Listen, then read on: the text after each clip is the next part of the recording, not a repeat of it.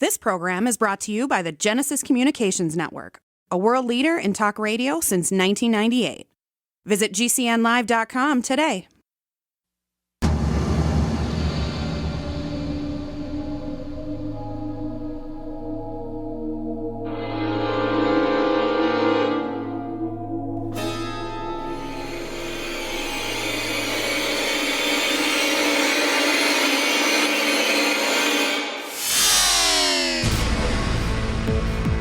You're in the Paracast, the gold standard of paranormal radio. And now, here's Gene Steinberg. With Gene and Chris, we're going to have a really fascinating trip down memory lane about stuff that still is being talked about. We're not talking, by the way, about the R word, which is Roswell, not Rendlesham. Although I think Rendlesham we've talked to death too. But some other things, we'll get to it later. But right now, I wanted to bring our listeners up to date about a couple of things. And one, we had this woman on a few weeks back, Cynthia Hart Button. And one of the things she did on the show was to give me a brief psychic reading that she expanded upon over a couple of minutes after the show ended. And I talked to Chris and I said I wasn't too impressed with her. But you know what? She did say certain things would happen to me, which I won't be specific about now, beyond the show, of a positive nature. And I'm seeing a little bit of that. Of course, I might have been in a situation where it can't get no worse. But that was positive. I can half believe something might be going on. And the reason I believe any of it at all is because years ago, when I was making a critical decision about my future and my future profession, I had a tarot card reading from a Wiccan woman in Philadelphia. And that set me on a very nice path. And then we revealed on After the Paracast that Chris is also a card reader. So would you like to work something out with our listeners sometime soon? I'm kind of putting you on the spot here. Yeah, I'll think about it. It's been a while since I've done any readings. You have to get back in practice. Is that something like a bicycle riding or something that you got to do it a few times? It's more like operating a radio. All right, well, it's a possibility. The other thing we did is, of course, we had Joshua Warren on the show. And some people like him. Some people think maybe he was pushing his stuff too much. And in connection with that, I got in touch with his partner who sells these Hieronymus boxes, wishing machines. And supposedly it helps focus your energy on the things you want. And so a few weeks ago, I set up one. It's here right now. It's plugged in and everything. And I made a few wishes that you write down. And again, I don't want to jinx anything. I'll just say I saw some positive results. Have you ever tried one of those, Chris? Nope, I never have. Interested in trying it? Yeah, I wouldn't mind. Sure, I'll give it a shot. Let me get a hold of Joshua and have him fix you up with one of these devices. Cool. I could always use a little good luck and magic and all that other kind of cool suspend your disbelief stuff. I think things like this really rely on the individual. You control your own destiny in different ways, and most of us don't really have that much control. But if you can get through or break through a little bit, there's nothing wrong with that. So we'll see what happens. And I am, as you know, kind of the worst skeptic about a lot of things. So when something happens that might be positive, I'm going to say so. Now, I mentioned at the beginning that even as much as we don't like to always take trips down memory lane on the Paracast, sometimes things happen that are interesting.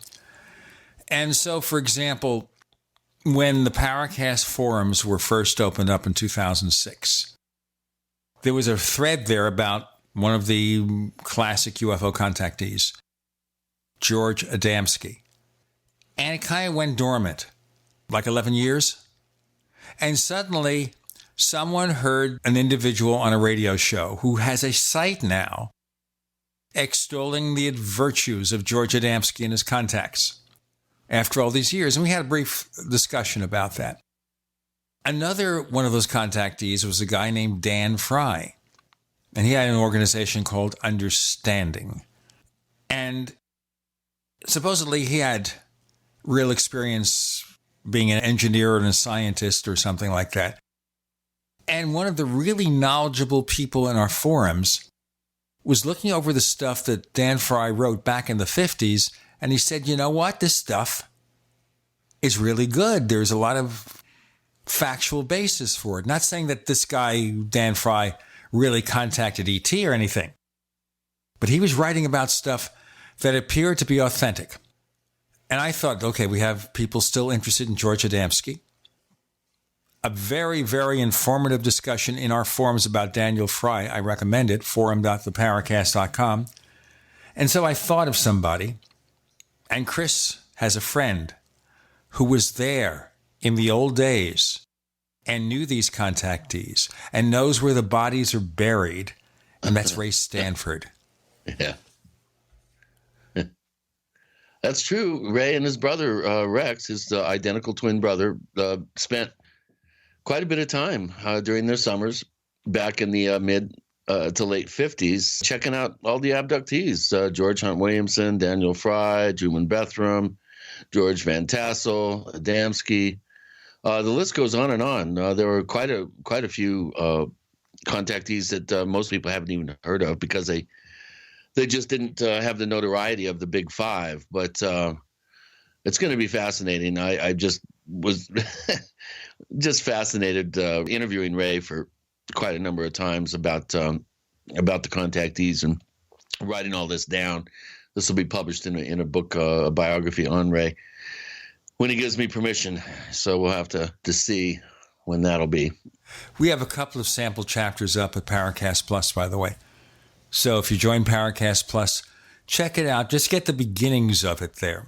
But anyway, I wrote to Ray, you were there, what can you tell us? And he said, I can't write it all down.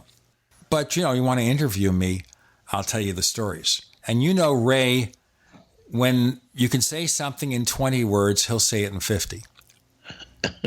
So he'll give you every little detail of what these guys did, the stunts they pulled.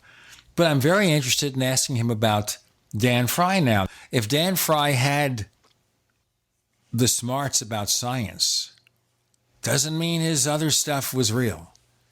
But it's something I guess we should look into, and maybe we could look again at these people long gone who made some pretty wacky claims, and most of us who were so-called serious, in quotes, researchers dismissed them.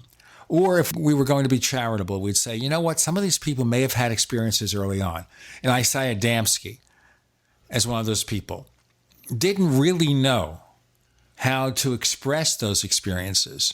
So when we had the flying saucer culture that came about after Kenneth Arnold's sighting in 1947 and the years that followed, they used the flying saucer meme to express these experiences in a way people would understand.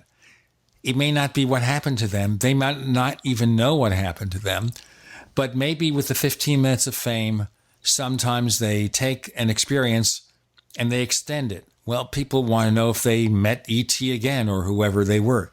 So they will fabricate an experience. They'll tell the story. They'll tell it again and it gets more details. And that might be what happened here. It may not be a literal trip around the moon or to a planet on the far side of the sun or something. It may be something weird. Something weird. How can I top that? Yeah, well, I don't know. But do you ever think also that some of these contactees really had a genuine experience of some sort that they exaggerated? I think it depends on the contactee. I think that works with some of them, but not all. Who do you think might have had a real experience? Well, based on my limited research really into the contactees, I mean, I've read a few books.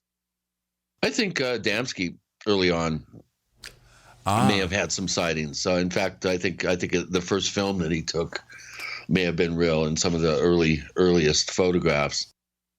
Billy Meyer may have had some sort of sighting experience back in the 50s or 60s. I think when he was in India. Someone may correct me if I'm wrong. Yeah, go into more of this with Gene and Chris and Ray Stanford. You're in the Paracast.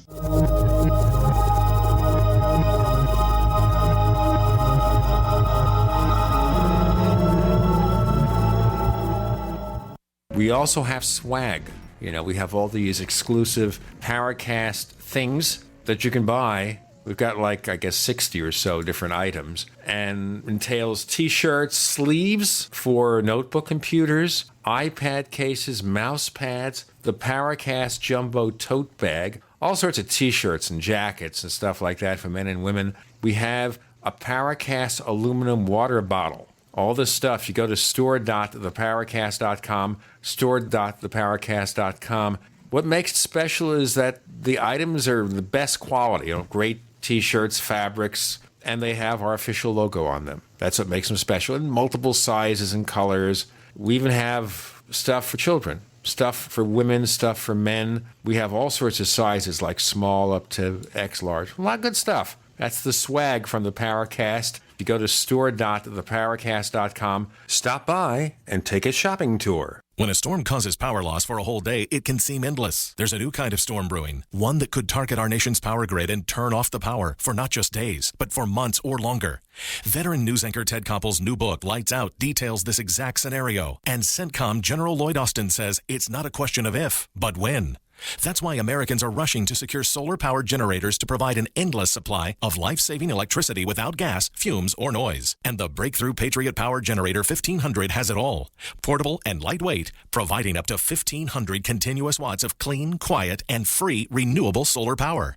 If a blackout strikes, you'll have power for heat, lights, cell phones, and computers, and critical medical devices, all from the rechargeable solar power. Our first introduction sold out fast, and with high demand, we can't guarantee keeping the supply in stock. Stay protected with the power you need. The Patriot Power Generator 1500. Right now, enjoy our special easy pay option. Just go to blackout27.com. That's blackout27.com. Blackout27.com. Did you know there's a new group of water contaminants with unknown health effects? These emerging contaminants lurking in your water may include prescription, over-the-counter drugs, and new types of herbicides and pesticides.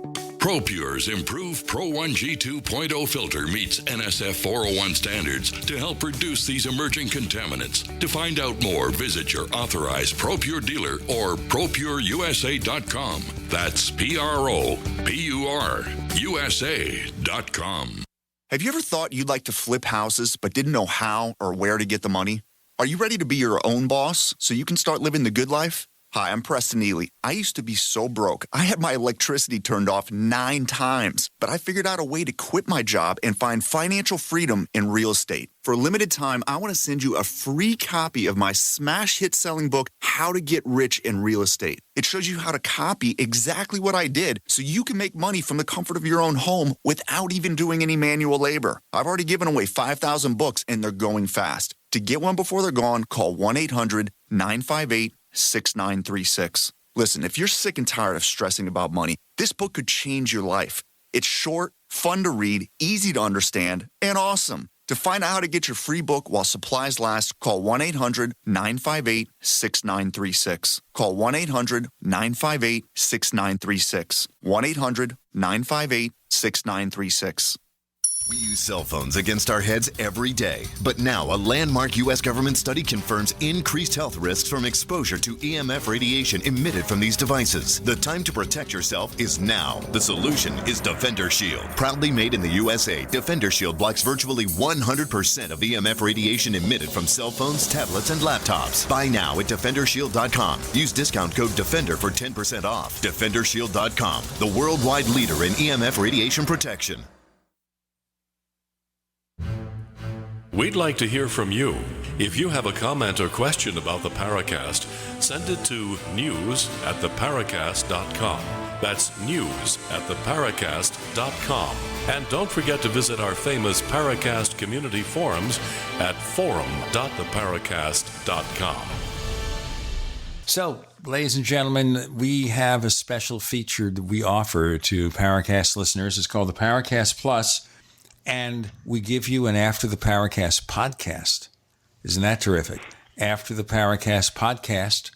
And we give you the commercial-free version of this show and a lot more, including a couple of chapters from that book that Chris was talking about in the previous segment. More to come on that score also. And to join Paracast Plus, you go to plus.theparacast.com, plus. theparacast.com. The topic is the classic UFO contactees, those guys in the 50s who said they met E.T.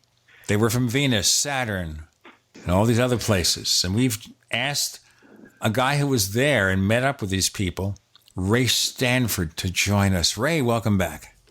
Well, hello, Gene. It's good to be here. Hey, Ray. Welcome back. Hi, Chris. Now, as I was mentioning in our previous segment, Ray, before you joined us, people are still interested in George Adamski. And there was somebody going on radio shows, and it was offered to us at the Paracast, and he claims he knows that Adamski was telling the truth and his evidence was real. What's the story? How did you come to meet George Adamski? Oh, boy. Well, I'll tell you, I was, of course, when George Adamski came out with his claims, his book became available locally where I was living in Corpus Christi, Texas, on about October 13th, 14th, or 15th, 1953. And, of course, I was in an early year in high school, and I was very interested in UFOs, got inspired into it by Don Keel's writings. And so I heard about it. There was an article, I think, in the paper, and I went to the McInnes bookstore and bought a copy and read it. And as a naive teenager who didn't yet have his background in science, I fell for it hook, line, and sinker. And so I, in fact, the very next day, on the 15th of October, I decided to paint a better version of the picture that was on the front of Flying Saucers Have Landed, which was co-authored by Adamski and Desmond Leslie. And I painted a nice picture of what was on the front with more color to it, and really became a believer.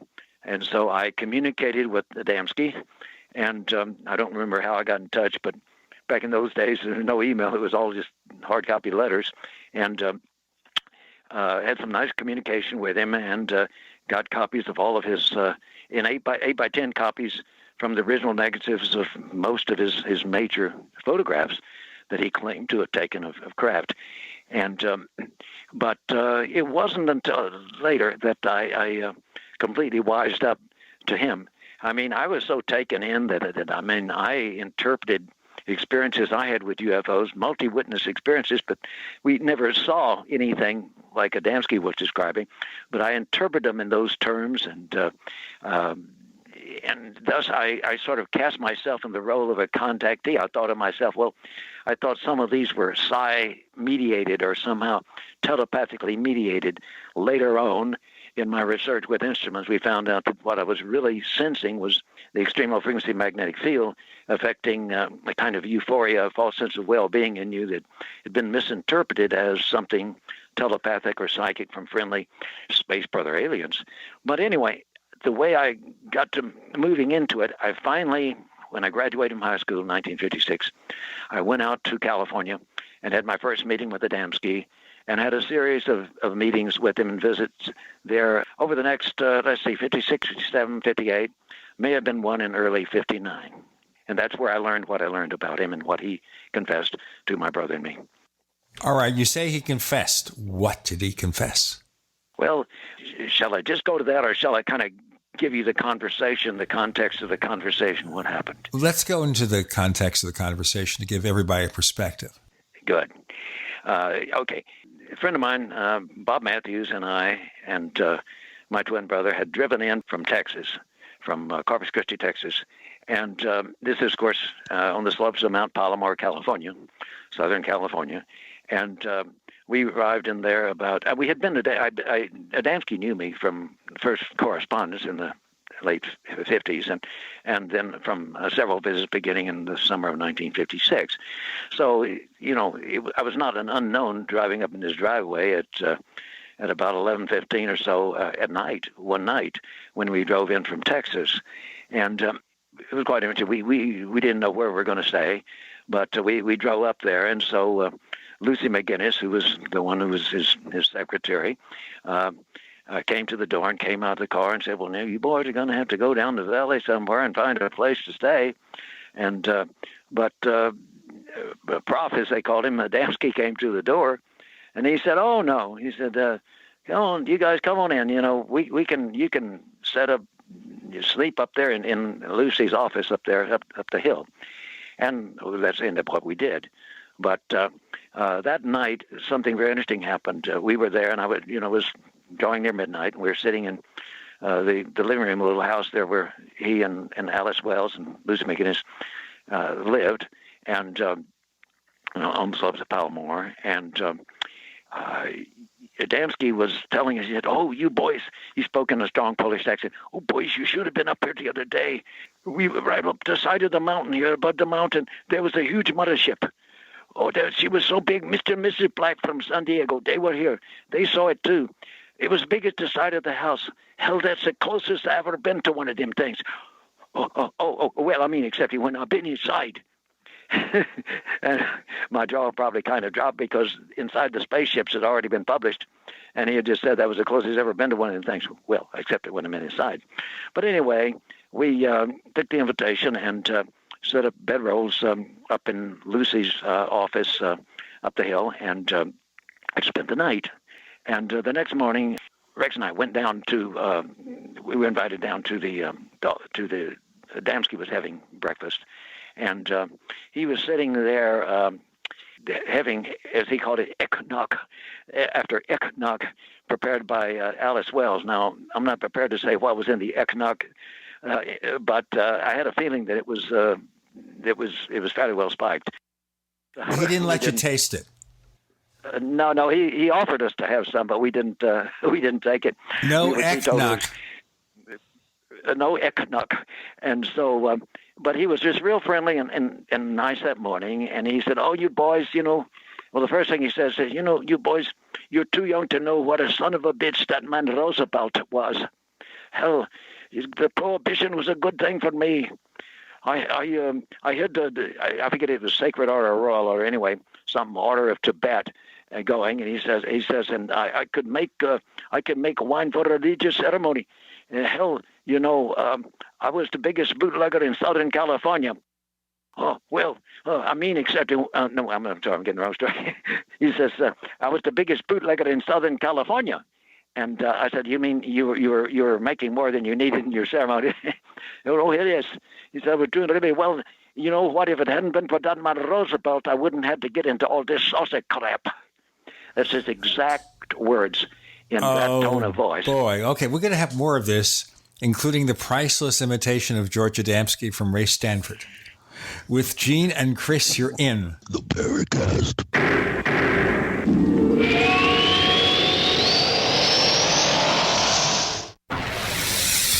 You are listening to GCN. Visit GCNlive.com today. It's called the Deep State. Barack Obama's most loyal aides still hold office, and they want to stop President Trump. Deep State was first revealed in the runaway New York Times bestseller, Big Agenda. David Horowitz's Big Agenda exposes Obama's government in exile and his shocking plan. Newsmax, Lou Dobbs, and Coulter all say you must read Big Agenda at bookstores everywhere, or check out our free offer. Call 800-NEWSMAX, 800-NEWSMAX, or go to bigagenda411.com. That's bigagenda411.com. Hunters, anglers, campers, and survivalists. Get back to nature. Expand your horizons with the highest quality, most versatile, unique slingshots and sling bows on the market at slingbow.com. Sling bow products are compact and models start from just $17.98. They're perfect for your bug out bag or storing in your vehicle. Give yourself and your loved ones the excitement and tradition of sling bow. A new frontier in archery and truly modern twist on this primitive survival tool. Feel the thrill only at slingbow.com. Hi, Peter Vaccaro for ParanormalDate.com. Are you looking for love in all the wrong places? Now you have a chance to change that by signing up for free at ParanormalDate.com. This incredible dating site puts people of like minds together. People who are interested in the strange, the unusual, mysteries, ghosts, UFOs, and the afterlife, and so much more. ParanormalDate.com was developed for you, people seeking a viable alternative to the other dating services. You can join for free by going to ParanormalDate.com, and if you decide you like it and want to connect with people, use the code GEORGE for a substantial discount. Mark Rawlings, president of ParanormalDate.com, says so many people hunger to share their experiences about the paranormal, the unexplainable, or the afterlife, and so much more, and this is the source for them to meet and share that common interest. So sign up for free at ParanormalDate.com. ParanormalDate.com. and use the code GEORGE if you decide to connect with someone you like. Individuals and businesses with tax problems, listen carefully. Do you feel like you're losing control over your finances? If you owe over $10,000 in back taxes or have unfiled tax returns, we can help you take back control. The IRS is the largest and most aggressive collection agency in the world, and they can seize your bank account, garnish your paycheck, close your business, and file criminal charges. Take control of your tax problems now by calling the experts at Tax Mediation Services and take advantage of the Fresh Start program and new laws that may allow us to negotiate a settlement for the lowest amount possible. Our team of tax attorneys and enrolled agents can stop collections and get you protected so you can take control of your financial future. Tax Mediation Services is accredited by the Better Business Bureau. Call now for a free case review and a price protection guaranteed quote. Call Tax Mediation Services now at 800-615-7709. That's 800-615-7709. 800-615-7709. Have you checked your Google search results lately? Search results are usually the first impression that people form of you or your business, so make sure that they create a positive impression with ReputationDefender.com. What the internet says about you can have a big impact on your life and your livelihood, even if it's not true. Fortunately, you can now control how you look online and in online search results with ReputationDefender.com. Call 800-831-0771 now. That's 800-831-0771 for your free reputation analysis. If you have negative material from an ex-employee, upset patient, or former client, newspaper article, legal issue, social media, or other source showing up in your search results, you can combat it with ReputationDefender.com. Our dedicated experts and patented technology can help make your online search results look their best. Call 800-831-0771 to learn more. 800-831-0771. That's 800-831-0771. Or visit ReputationDefender.com.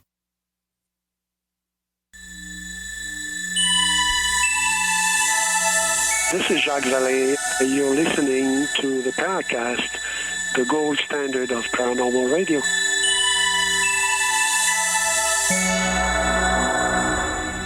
Okay, remembrances of a former bootlegger, George Adamski, with Ray Stanford. Ray, please continue. Okay.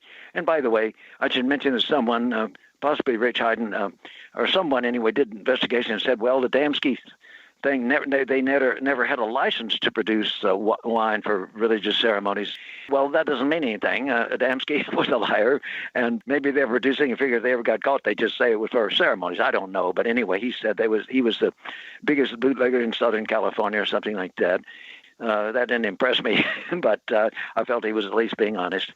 So then he got onto the subject of physical space visitors. He said, boys, I never had to have any physical contact with the space brothers to know all about it.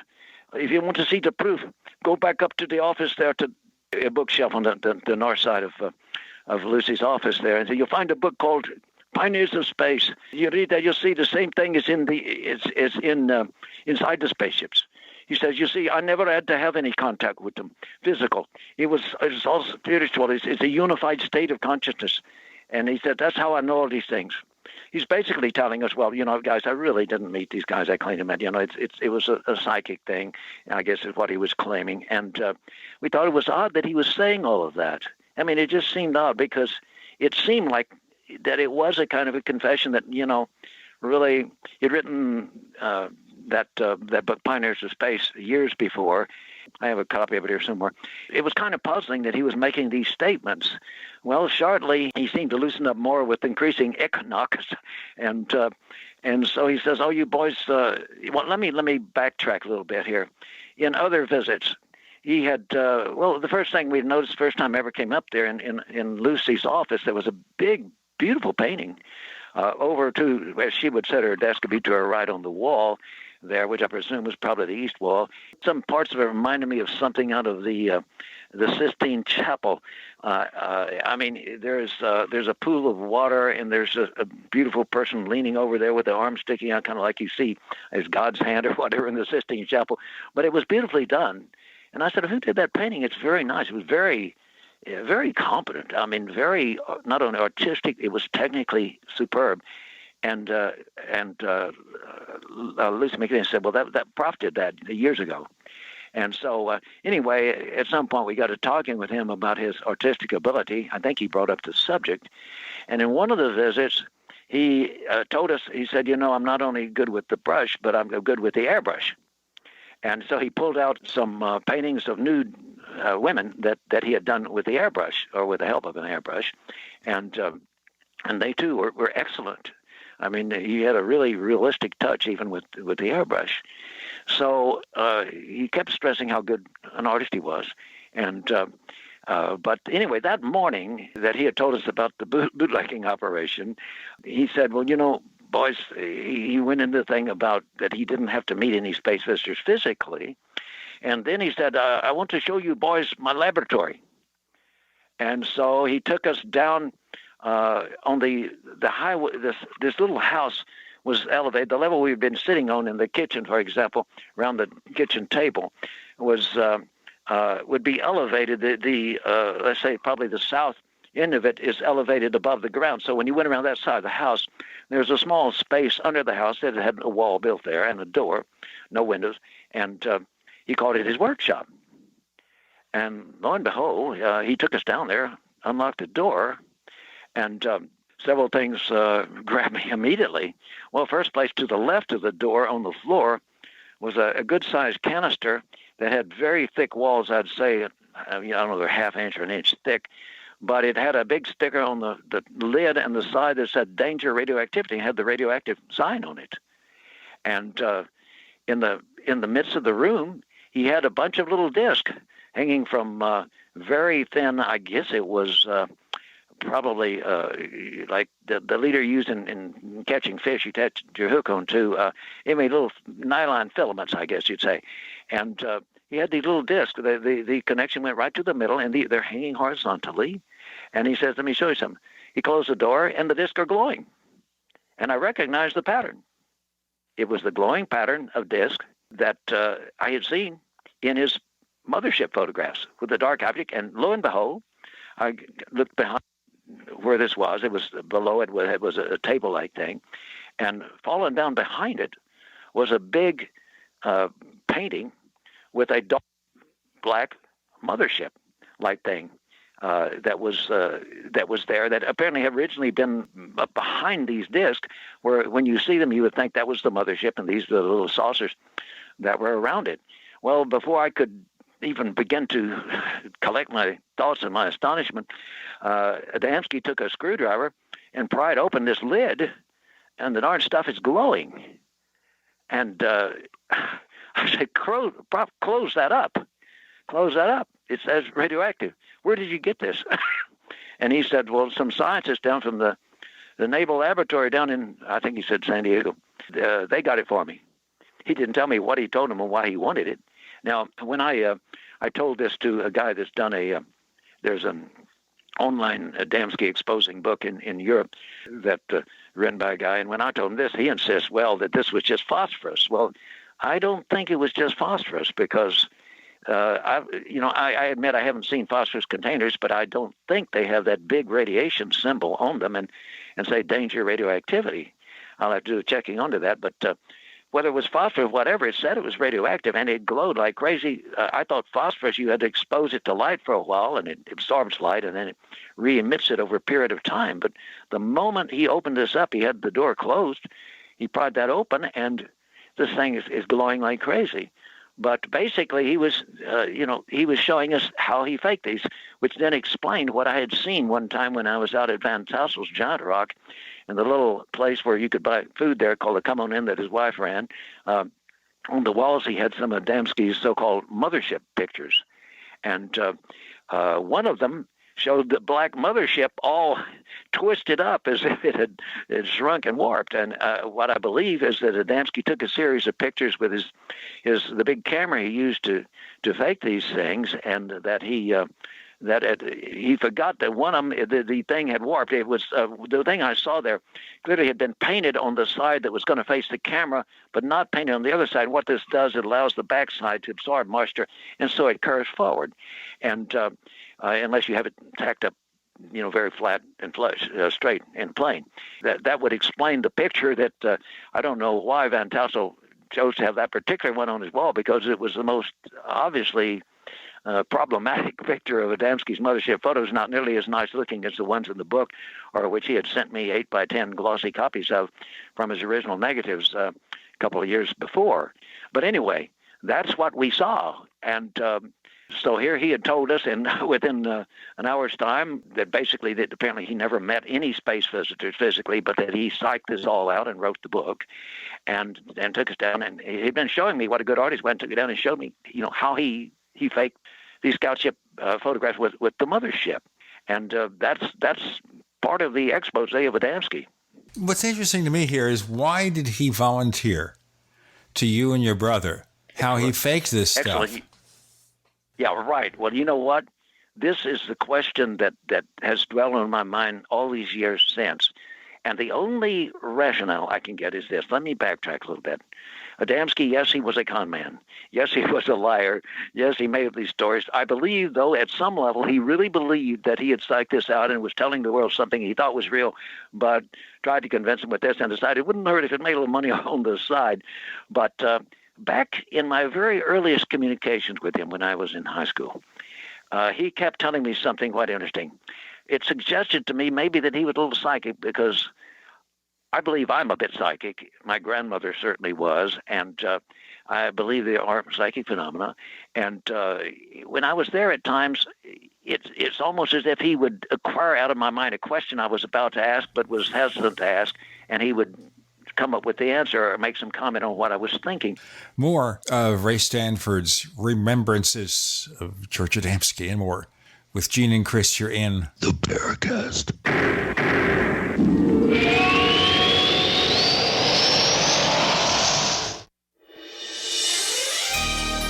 Thank you for listening to GCN.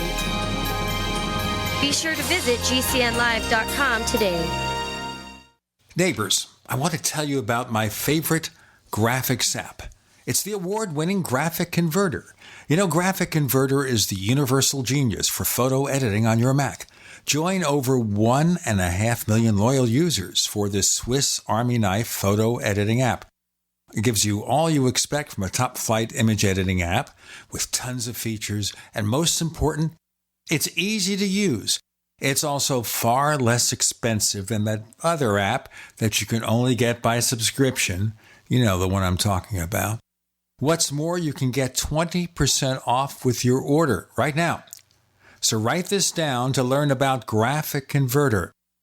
Go to www.lemkesoft.de/Gene. Let me spell that. www.lemkesoft.de/Gene.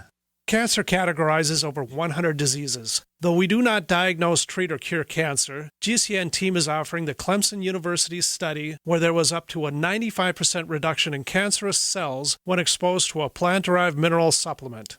If you or a loved one are searching for answers to this horrifying disease, come to GCNteam.com or call 877-878-4203. We'll email you a copy for free. That's 877-878-4203. In these uncertain times, it makes sense to have a sustainable backup method to cook food and boil water. If your current plan includes using a fuel-burning stove or cooking over an open fire, then there's a much better way. The Minuteman Rocket Stove is a biomass-burning cooking stove that only requires small quantities of sticks and twigs for fuel. The Minuteman Stove is easy to use, smokeless, portable, powerful, and sustainable. For the finest in survival cooking stoves and fire starters made right here in the USA, go to MinutemanStove.com. That's MinutemanStove.com. Being self-reliant is about being prepared and to do what you need to have your own source of renewable energy. Portable Solar LLC offers the most powerful EMP-hardened solar system on the market that is transportable from place to place, and the best part, it's very affordable. Contact them at portablesolarllc.com or call for details at 972-575-8875. Sol Arc EMP-hardened solar generator energy insurance for your family or business. Call Portable Solar LLC today or go to portablesolarllc.com to check out their patent-pending technology. Are you happy washing your hands with harsh chemicals? Are you happy doing laundry with detergents? Are you happy paying high prices? Find your happiness with Pure Soap. These all-natural, earth-friendly Pure Soaps are the very best you've ever used. Buy in bulk. Get a 12, 36, or 48-month supply, or get items individually and still save big. You're getting soap products twice as good as what you're using now. Earth-friendly and natural soaps. Your family deserves the best. Happiness is 5starsoap.com. Why not put your money up the drain for a change? See them at 5starsoap.com or call 1-800-340-7091 for a catalog. Cal Ben Soap Company can save you thousands of dollars and give you good old-fashioned real soaps that are triple concentrated. Soaps made from vegetable and coconut oils. See their full selection of soaps at 5starsoap.com. That's F-I-V-E starsoap.com. Or call 1-800-340-7091 for a catalog. Lifetime Graze 100% grass-fed beef has the health benefits you seek. When compared to conventional beef, it offers good fats while virtually eliminating the bad. That's the result of cattle who never eat grain, ever. Rich in antioxidants, including vitamin E, C, beta-carotene, and CLA. No artificial hormones, antibiotics, or other drugs. For all our fresh, non-cooked products with only 100% grass-fed beef, go to MidasResources.com. Use voucher code GCN to get 30% off your order. MidasResources.com or find us on Facebook.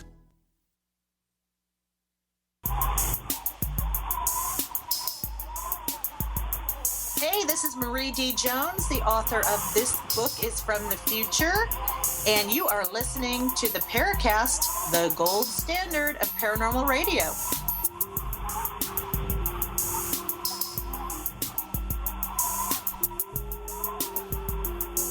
So, if George Adamski was reading you psychically, Ray Stanford, did he sense your skepticism or what? Well, I don't know that.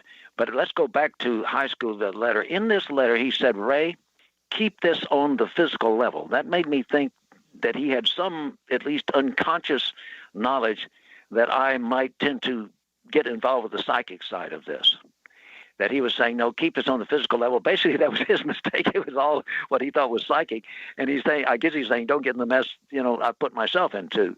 But he's telling me this showed me that there was a side of Adamski that was not all bad, that he cared for this young man and his brother and others he might be in contact with. And perhaps at some level, after he got to know me, especially from when I started corresponding with, I guess in 54 or 55, I'm not sure, I'd have to check the letters, but finally to that final day when he exposed himself, I really think that he decided that this is the only rationalization I can come up with. It might not be right, but I think it is. I hope it is.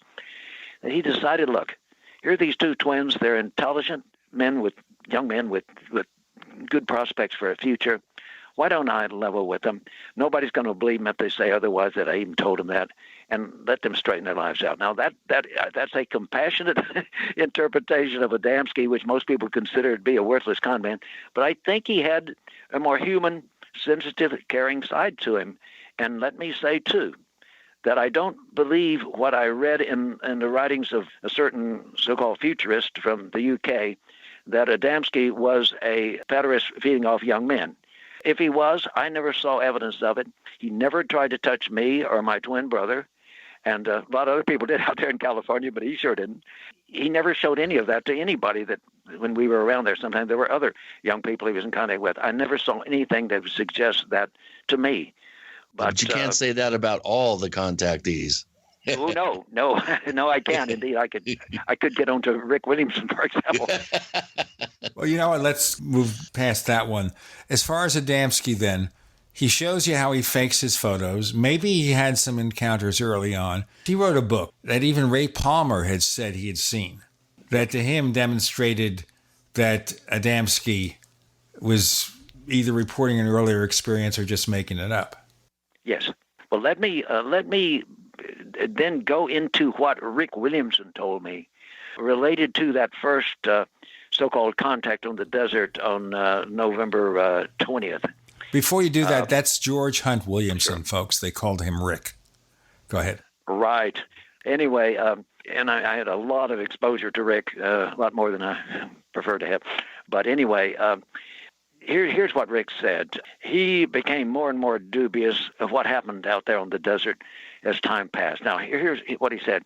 Before that date of November 20th, he was up at Adamski's, and Adamski, I should mention for those that don't know, he was a so-called voice channel. he'd been channeling for years down at the headquarters of the organization. They used to have the Order of Tibet down on the coast of California there. And I talked to a lady who had been present on numerous of his voice channelings. But on this particular day, it was just a private thing up at Adamski's. And I believe that the Baileys were there who co-authored the book Saucer Speak with Rick Williamson. And certainly Alice and Lucy were there. And Adamski. They may have been the only ones who were there, as far as I remember Rick saying. But on that day, something rather surprising came true. Whoever was speaking, I think Rick said it was supposed to be Adamski's Tibetan master. I do know that Adamski was wearing a crudely made silver ring that had a very crudely made face with a weird headgear on it.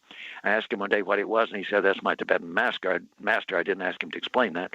But anyway, I believe that Rick said it was supposed to be the Tibetan master, but he said that the Space Brothers were going to make contact with Prof on the desert on the 20th, that Rick was to acquire some plaster of Paris because his space fisher was going to leave footprints. And there's never any explanation in the flying saucers have landed of why they had plaster of Paris along, but that's the reason. It says, well, it does say in there that, he had advised the great anthropologist Rick Williamson to bring plaster of Paris along in case there was anything they needed to get casts of. But actually, the truth of the matter is, it was voice channel that this visitor was going to actually leave footprints, and Rick was to make casts and bring water, to mix the plaster of Paris with, and so on, and which is what he did. But Rick said that as far as what happened out there on the desert that day, as far as he's concerned, none of them saw the occupant. It says in the book, and it has a drawing that supposedly Alice Wells made of this supposed Orton, as he called him later, a visitor. Well, Rick said you could not see an occupant at all, that none of them ever saw that. It wasn't true. He said they saw one or two flashes, but he said that could well have been explained by the sunlight glinting off of a shiny model. And he said one could suspicion that because by the time when they met and went out there to the desert, there was one large corrugated box. And as he said, Prof said, nobody touched this box. Nobody touched this box. And so he says, that's mine. I'll touch it. So when they got out there, and Adamski said, well, he had the impression to go over behind this hill. Why behind the hill? We'll hear that later, another come of mine later. But he took this box with him. He took his telescope along and his tripod for it, but he carries his big box. Well, what's in there? It's far too big to just to have the camera and the photo plates. It was good size. And Rick said he now pretty well suspicions that it is that he had the model in there. He said he can't prove it, but that when Adamski came back, he had that box, and nobody was still, it was put in the back of I think it was either a 41 Ford or Mercury car they were in. It was put in the trunk, I think, and he never saw it again. Okay, that is suspicious sounding. And so I asked Rick about the book said in the Flying Saucers Have Landed. It says that they saw what they thought was a mothership pass over with an orange spot on the side of it. He said, yes, they saw something kind of brilliant, getting the sun. He said, however, that he would have to yes, in the mode in which he was in at that time, that yes, they interpreted it might be a mothership. But on the other hand, he said it could well have been a military aircraft, fairly large size military aircraft, just the side of the body glinting in the sunlight. And he said he didn't consider it unusual back in the 50s for some bright orange paint to have been put on the side for various reasons. They couldn't make out any insignia or anything like that. But it was some kind of an orange something. It could have been a wing tank or something. He didn't know. But that's what he told me. He said he had grown very dubious of what happened there on the desert. In fact, he told me that, I think it was the last time that I saw him, which was probably in 1959 on the California coast where we met down there in the LA area. Well, right now, this, of course, kind of puts the lie to people who claim that Adamski was a real deal. Why do we still have people, though, that make that claim? Because a lot of the stuff indeed, it does. And the thing is, let me mention one other aspect of this that some people may not know. When that happened on the desert, Adamski then gave Rick the photo plates. And he said, take them down to I think it was the Phoenix Gazette, and they can process them and publish them, give them the story that contact's been made with extraterrestrials. And let me mention, too, that in that alleged contact, there was supposedly no English exchanged with this supposed Venusian. It was all supposedly symbolic language that he pointed out that this was the planet between Earth and the sun, the next planet in toward the sun, and therefore reduced it was Venus. Strangely enough, when you read inside the spaceships, Orton is speaking perfect English and very good English. And so it's strange that he had to communicate with him in sign language. He forgot what he had said in the initial story, I guess. But anyway, Rick took the photo plates down to the Gazette, I guess it was, whatever paper, but they processed them. And Rick called Prof. Adamski on the phone and said, Prof, these things are so bad. He said, they're so carny looking. He said, I think they published one of them. I've never been able to gain an access copy of the issue of the paper. But he said, these things is going to make everything look like these things are fake or something. They're bad, Prof. What you ought to do with them? And Prof said immediately on the phone, burn the damn things. Burn the damn things. And Rick said, well, this is the only evidence you have. And he says, Rick, I'm going to get some better ones. Yeah, indeed he did. We got so much more to come with Ray Stanford and Gene and Chris. We'll get, by the way, past Adamski and into Dan Fry next. More to come. You're in the Paracast.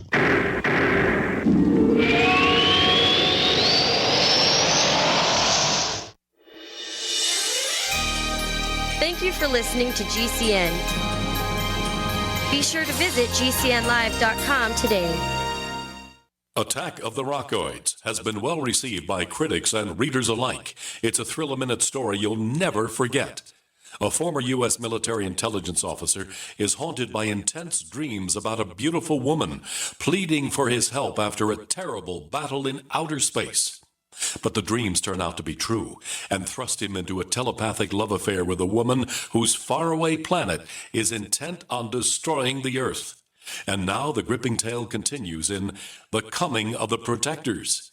It's the second book of the Rockoids trilogy, a galaxy-spanning adventure that pits our hapless heroes against powerful, fanatical enemies that threaten the lives of freedom-loving beings everywhere. Attack of the Rockoids and The Coming of the Protectors. Classic science fiction at its best, available now. For more details, visit rockoids.com. That's ROCKOIDS.com. I'm Maria Brous, Director of Media and Community Relations with Publix Supermarkets. Did you know that premature birth is the #1 killer of babies in the United States? Or that survivors can face a lifetime of serious health problems? But you can help. Join me and Publix for the March for Babies Walk. We'll work together to raise funds for research and programs that help the March of Dimes fight premature birth and birth defects and improve the health of moms and babies. Start your team today at marchforbabies.org.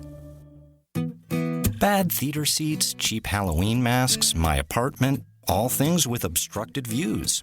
Add to these large trucks and buses. 18-wheelers and large buses have big blind spots, and like my apartment, they don't always have the best view. Bus and truck drivers deal with blind spots around the entire vehicle. Always take care not to ride alongside or too close behind them. Our roads, our responsibility. Learn more at sharetheroadsafely.gov.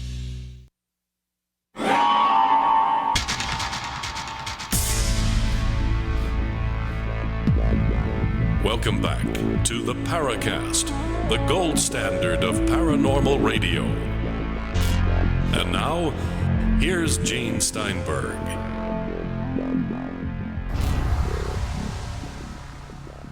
So I want to start wrapping this up, Ray Stanford, with George Adamski. So we have the photo that didn't come out right, and he tells George Hunt Williamson, Rick Williamson, not to use it.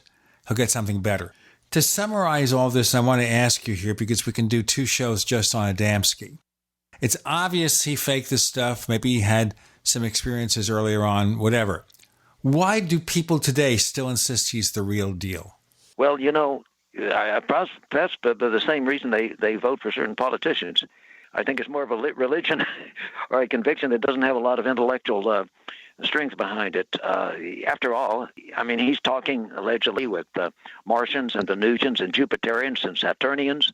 These are people, I would presume, that bend toward irrational beliefs. The same reason that people get into certain religious beliefs that by our standards seem irrational. It's a religion, I think, is part of it. It gives them something. They're probably frightened people. They realize our world is in a dangerous situation, could damage ourselves, blow ourselves up with nuclear war.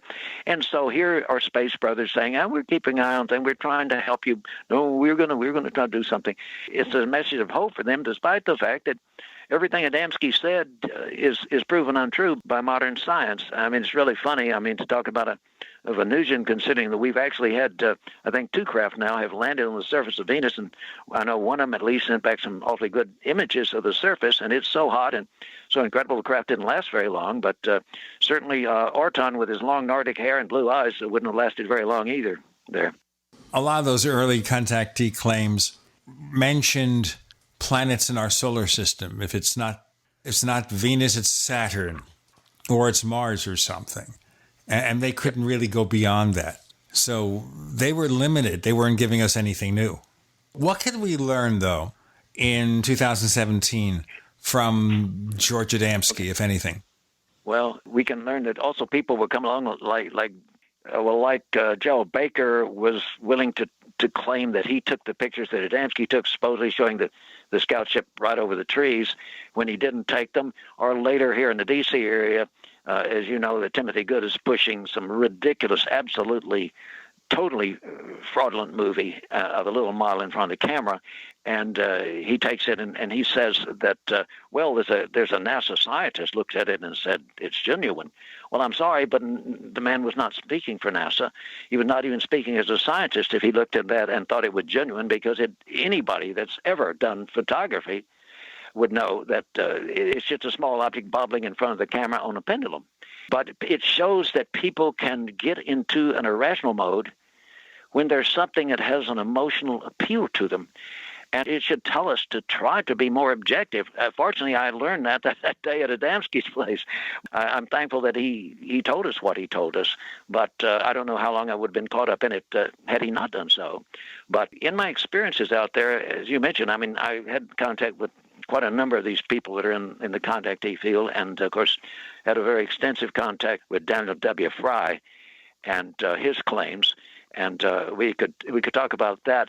But mainly, I hope that this just gives us caution about the danger of accepting without due critical analysis and as in science, one needs some peer review to get people that are used to thinking analytically and ask them what they think about it.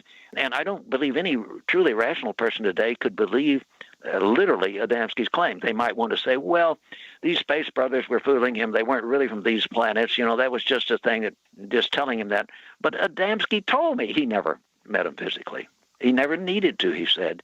And he showed me how he faked the pictures. So the story was, in my opinion, hoax from beginning to end, except for perhaps Adamski's personal belief in his own psychic ability. And I think we all need to get more objective about our feelings about our own psychic ability, because I know as a person who have been somewhat psychic all my life, sometimes their impressions are valid and sometimes they're not. We have to exercise critical judgment.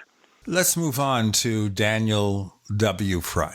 Now, you saw this thread from our forums where a person who happens to be a scientist was suggesting here that there are a lot of things in what Fry said that accurately reflect science and cutting-edge science. What do you think? Absolutely not. That is not correct. I don't mean to insult anybody, but that is simply not the case. Let's see here. I'm going to let me find. I've got this right here. A thing. Okay. Fry, for example, it's really funny. I read his first book, The White Sands Incident, right after it came out, and I read all his others. And even when I read the book when it first came out, even though I was at the time a dyed-in-the-wool believer in Adamski, when I read his writing, I realized that this was Z-grade sci-fi writing. That he and I, now that even in the book there, when you read carefully, you'll read about his background, and he was totally self-trained. He had no academic training. He was an engineer only by self-training. He was really not an engineer, and he's read a few things and written Z-grade sci-fi. Well, for example, let me just here's a quote of what Alan, the supposed spaceman visible only as a voice, speaking to Dan in the supposed first contact, said, "Let me break in first and say he claimed this happened on the night of the 4th of July, 1950." And he says that he describes the scene. He says, okay. The sun had been down for some time, and there was practically no daylight left, but the sky was bright with stars, and the moon, though not yet above the horizon, was producing considerable diffuse light in the sky. Well, that is not true. It would not have been true on the 4th, because of the fact the moon at that time was what's called a waning gibbous moon at 76%, and the orientation of the sun's light off the moon with it below the horizon could not have given any appreciable light into the sky at all. But to make things worse, truth of the matter is, he claimed it was on July 4th. July 4th, White Sands. Now, keep in mind, we're in the midst of the hottest part of the most intense part of the Cold War. This is 1950 July. We're concerned of what the Soviet Union has and what they might get from us. White Sands is closed down for the 4th of July. No one except absolutely essential personnel were there. And they did not include Z-rate engineers like Dan Fry, who happened to deal in relationship to what he claimed rocket engines, but I suspect it had more to do with other things. He tried to make him sound impressive. But here's Alan is talking to him, supposedly, and here's what he's saying. He says, "You are seeing parts of the ship and its mechanism, which in your mind is capable of grasping. The large drum-like structure just above the central bulkhead is the differential accumulator." Now, he's throwing that out, a little bit of simple electronics that he's learned, and he's throwing this out to buzz the dumb reader, to make him think, wow, this is a scientific differential accumulator. Wow. He says it is essentially a storage battery, which is why then not say that differential accumulator. Dan Fry already knew that. Essential a storage battery which is capable of being charged from any number of natural energy differentials which may be available. By the word charged, this is Alan talking. By the word charged, I merely mean that a potential difference is created between two poles of the accumulator. The material of the poles has available free electrons in quantities beyond anything which you could conceive. All right, why is it? Look, if this is Dan Fry, the engineer, and Alan is so bright, he would know that Dan Fry knows what a charge means on something. I mean, the whole thing is ridiculous. Obviously, it's trying to impress the reader that, oh, he's in contact with this guy that's revealing some science. Well, it's I would call it worse than Z-grade sci-fi. More to come with Ray Stanford talking about the science in quotes of Dan Fry. With Gene and Chris, you're in the Paracast.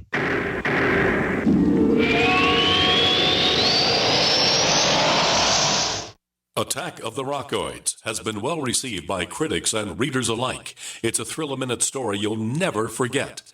A former U.S. military intelligence officer is haunted by intense dreams about a beautiful woman pleading for his help after a terrible battle in outer space. But the dreams turn out to be true and thrust him into a telepathic love affair with a woman whose faraway planet is intent on destroying the Earth. And now the gripping tale continues in The Coming of the Protectors. It's the second book of the Rockoids trilogy, a galaxy-spanning adventure that pits our hapless heroes against powerful, fanatical enemies that threaten the lives of freedom-loving beings everywhere. Attack of the Rockoids and The Coming of the Protectors. Classic science fiction at its best, available now. For more details, visit rockoids.com. That's ROCKOIDS.com. Hey, diabetics. Yeah, you. Got a spare hour to waste going to the pharmacy to get your insulin or other meds and supplies every month? I didn't think so. Me either. I've got life going on, which is why I use PillPack. PillPack is an amazing online pharmacy. They package up all my diabetic meds and testing supplies into daily doses and send it to me every month, automatically. All I do is pay my normal copay. PillPack does the rest. I'm serious. This is a free service. They don't even charge for shipping. PillPack handles all the medical insurance stuff and even get with my doctors for my other prescriptions so I don't have to, which is good because that's the stuff I forget. But PillPack remembers everything. They even package up my daily vitamins so I remember to take them too. If you're diabetic, your meds and supplies are life and death, which means you need PillPack. Call right now for this free service. You may even qualify for $25 in free vitamins. 800-560-7310. That's 800-560-7310. Again, 800-560-7310. Many medicines used to treat colds and flu contain acetaminophen, a pain reliever and fever reducer found in hundreds of over-the-counter and prescription medicines. But taking too much or more than one medication containing acetaminophen per day can damage your liver. So always read the label and don't take acetaminophen if you drink 3 or more alcoholic drinks every day. To learn more, visit fda.gov/OTC pain info. A message from the U.S. Department of Health and Human Services Food and Drug Administration. Warning, if you're drowning in debt you can't afford, do not let the credit card companies trick you into thinking that you have to pay it all back, because you don't. What the credit card companies don't want you to know is that there's actually a way to get debt-free without paying off your entire debt or going bankrupt. If you have $5,000 or more in credit card debt, you now have the right to settle that debt for a fraction of what you owe. For free information, call Credit Associates now. 1-800-958-9659. We'll even show you how much money you could save. If you can't afford to pay off all your debt, do not let the credit card companies trick you into thinking that you have to. Call Credit Associates now for free information on how to get debt-free faster than you ever thought possible without debt consolidation or bankruptcy. We depend on your success and offer a guarantee, so there's no risk. For free information, call now. 1-800-958-9659. That's 1-800-958-9659. 1-800-958-9659. Hunters, anglers, campers, and survivalists. Get back to nature. Expand your horizons with the highest quality, most versatile, unique slingshots and sling bows on the market at slingbow.com. Slingbow products are compact and models start from just $17.98. They're perfect for your bug-out bag or storing in your vehicle. Give yourself and your loved ones the excitement and tradition of Slingbow, a new frontier in archery and truly modern twist on this primitive survival tool. Feel the thrill only at slingbow.com. We'd like to hear from you. If you have a comment or question about the Paracast, send it to news@theparacast.com. That's news@theparacast.com. And don't forget to visit our famous Paracast community forums at forum.theparacast.com. A little bit later, we have questions from our audience. Ray Stanford and Chris will be looking those up. But right now, we're talking about the Z-grade science from the person or individual or whoever that Dan Fry has contacted. So you're saying here he throws in all this stuff, science, pseudoscience, whatever, word salad. This is done to impress the reader, but what does Daniel Fry know about science?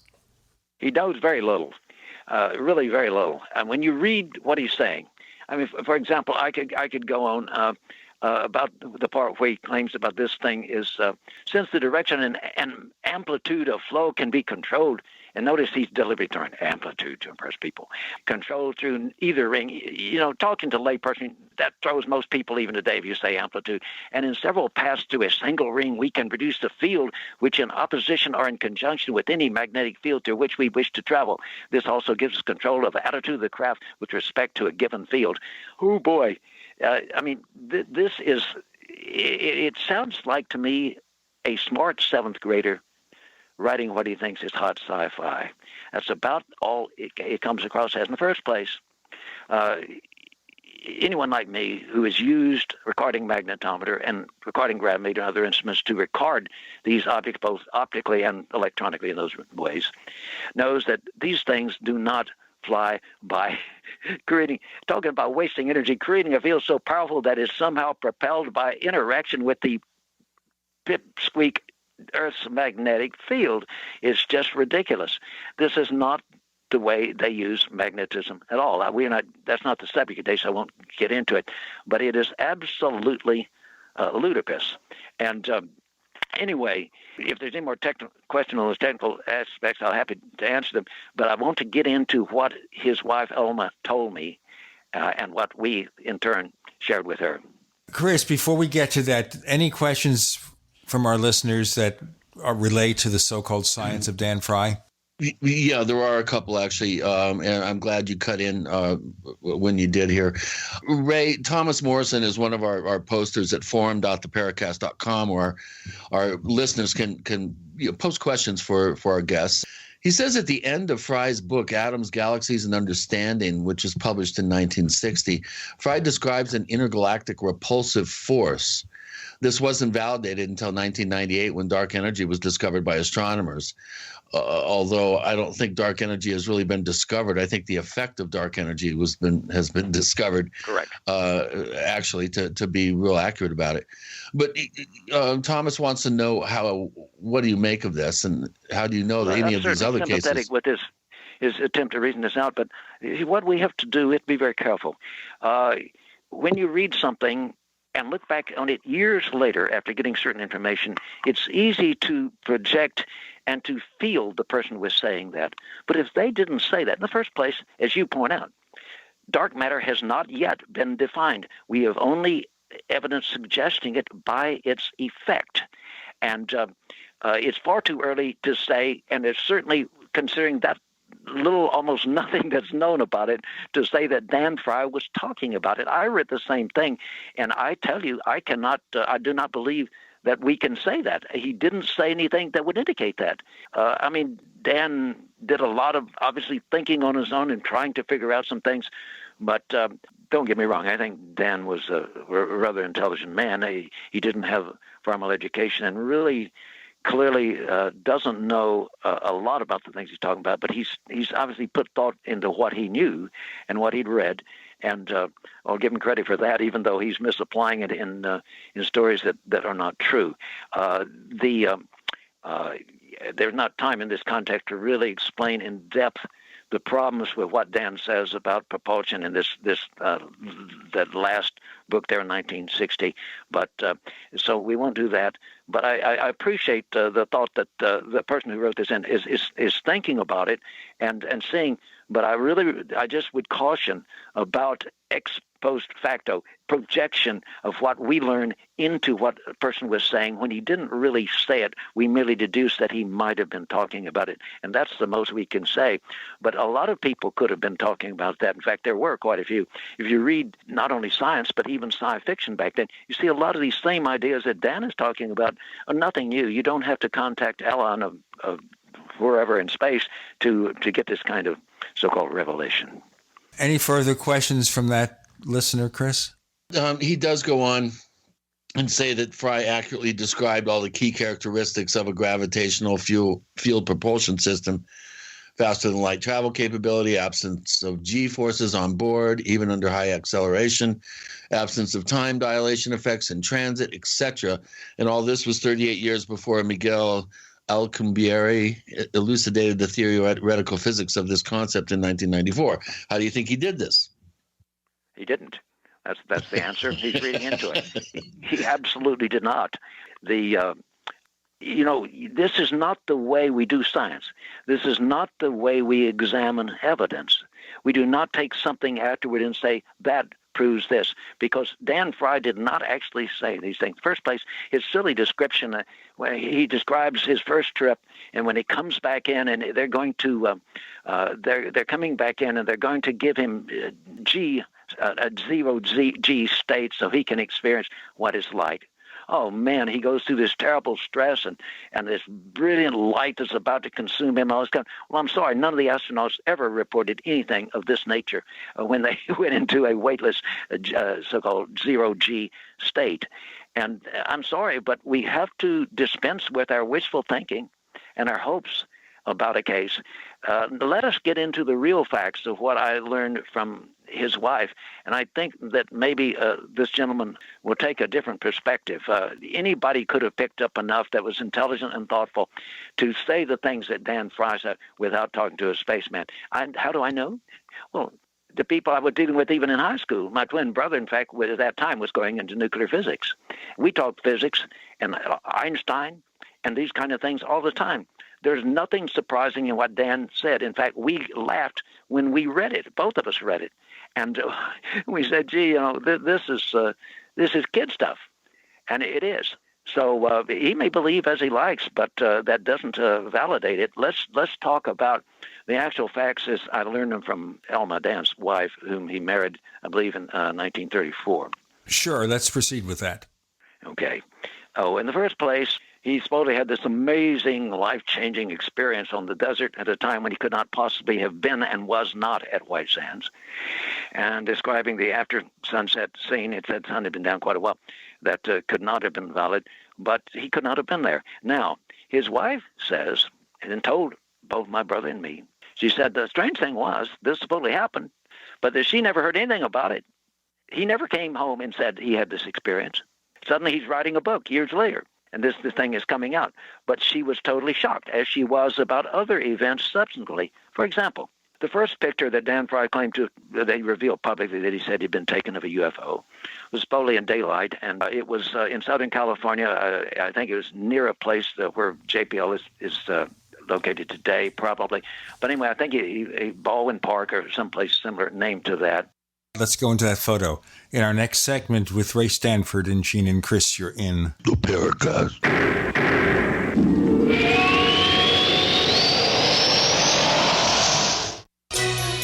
Thank you for listening to GCN.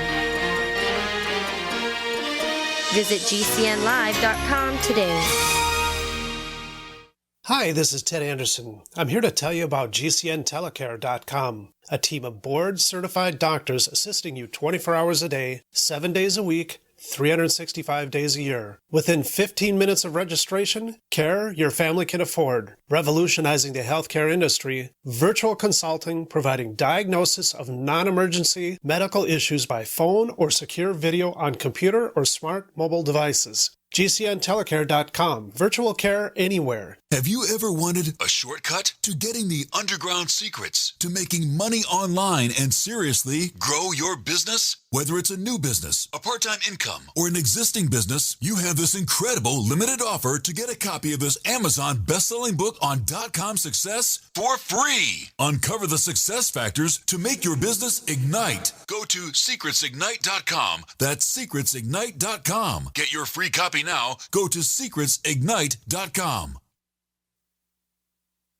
All right, guys, we're ready for our Four Seasons sunroom, and Daddy's gonna get a rec room with refreshments. Oh no, we'll be sleeping under the stars. Mom, what about the one with, the fun? Nice try, little bro. It's a gym.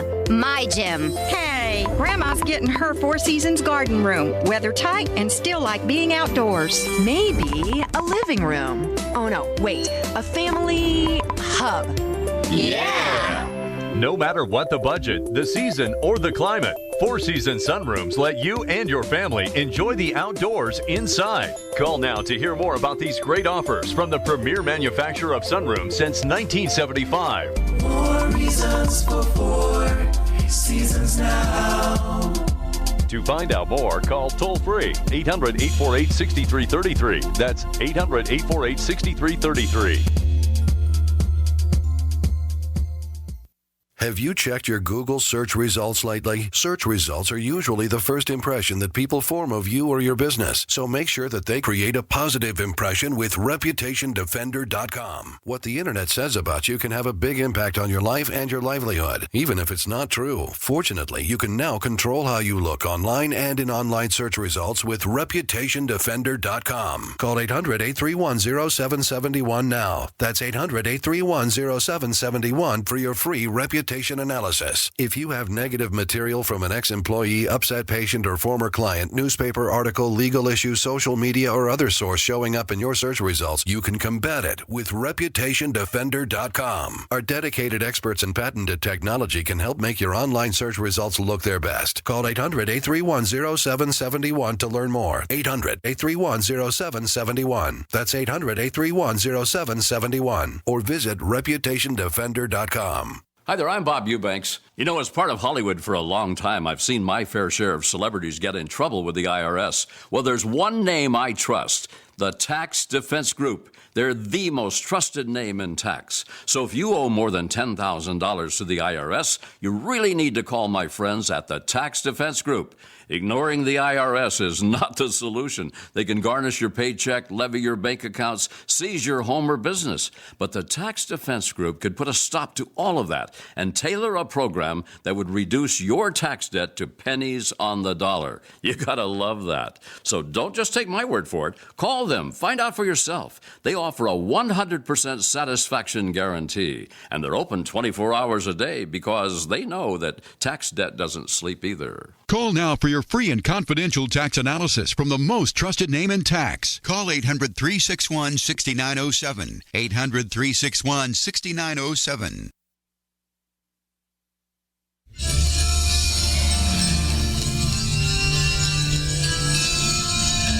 Hi, this is Bryce Abel. I'm the producer of Dark Skies, the co-author of AD After Disclosure, and you are listening to the Paracast, the gold standard of paranormal radio.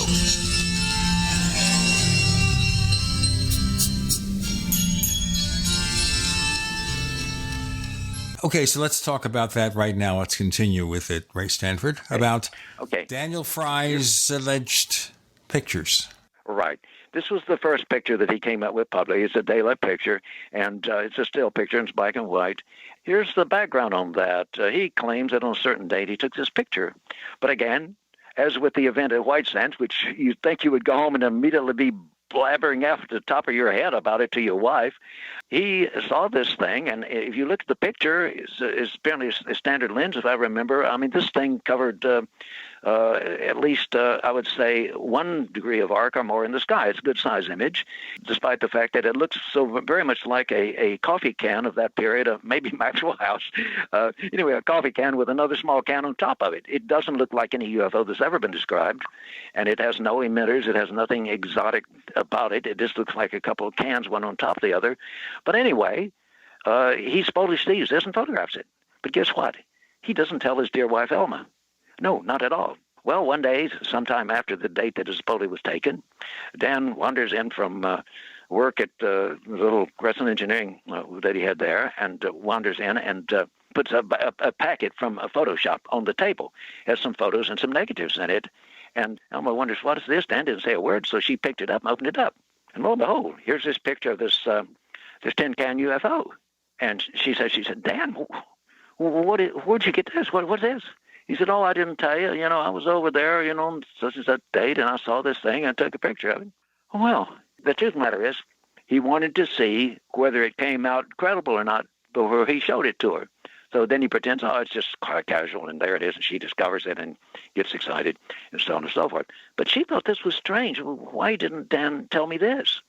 And you can understand he wouldn't want to let her see it until he knew for sure it was real. So he didn't say anything, because if he faked the pictures and they looked fake, he wouldn't want to show them to his wife, so he didn't tell her until he saw the pictures. It all adds up. Well, if this had just happened once, well, that's the second time, basically, because he didn't tell her about the event at White Sands either.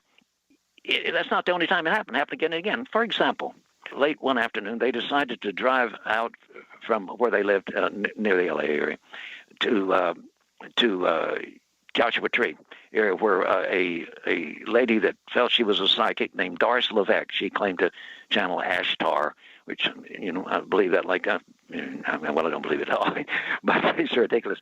But anyway, she was sincere. She was a decent lady. I mean, she just believed she was doing this. And anyway, for whatever reasons, Dan and Elma decided they're going to go out and visit with her.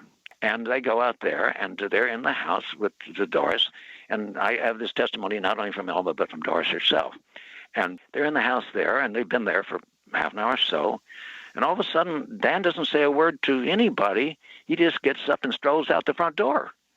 And they hear the trunk of the car open and close, but nothing else. After a while, they hear it open and close again. And after a while, Dan walks in, and he says nothing to Elma or to the other lady, Doris Levesque. He said nothing whatsoever. Well, a few days later, another package shows up when Dan comes home from work, having been by the photo store, put on the end table at the end of the couch. And she opens it up. There may have been more than one in this case, but at least one black and white photograph. And it's a carniest, fake, luminous object. I mean, of a UFO supposedly at night. She said, Dan, what is this? Again. And he said, oh, I forgot to tell you. You know, when I went outside, you know, when we were at Doris's, I saw a UFO and I took a picture. Now, understand, he opens the trunk. He's right there in hearing range. They hear the trunk open, and he doesn't say, "Hey, guy, come out here. There's this object out here." Oh no, not at all. Well, if this he doesn't tell his wife. I just can't get over that. That's right, and she's right inside the wall there. You know, right inside the glass window, in fact.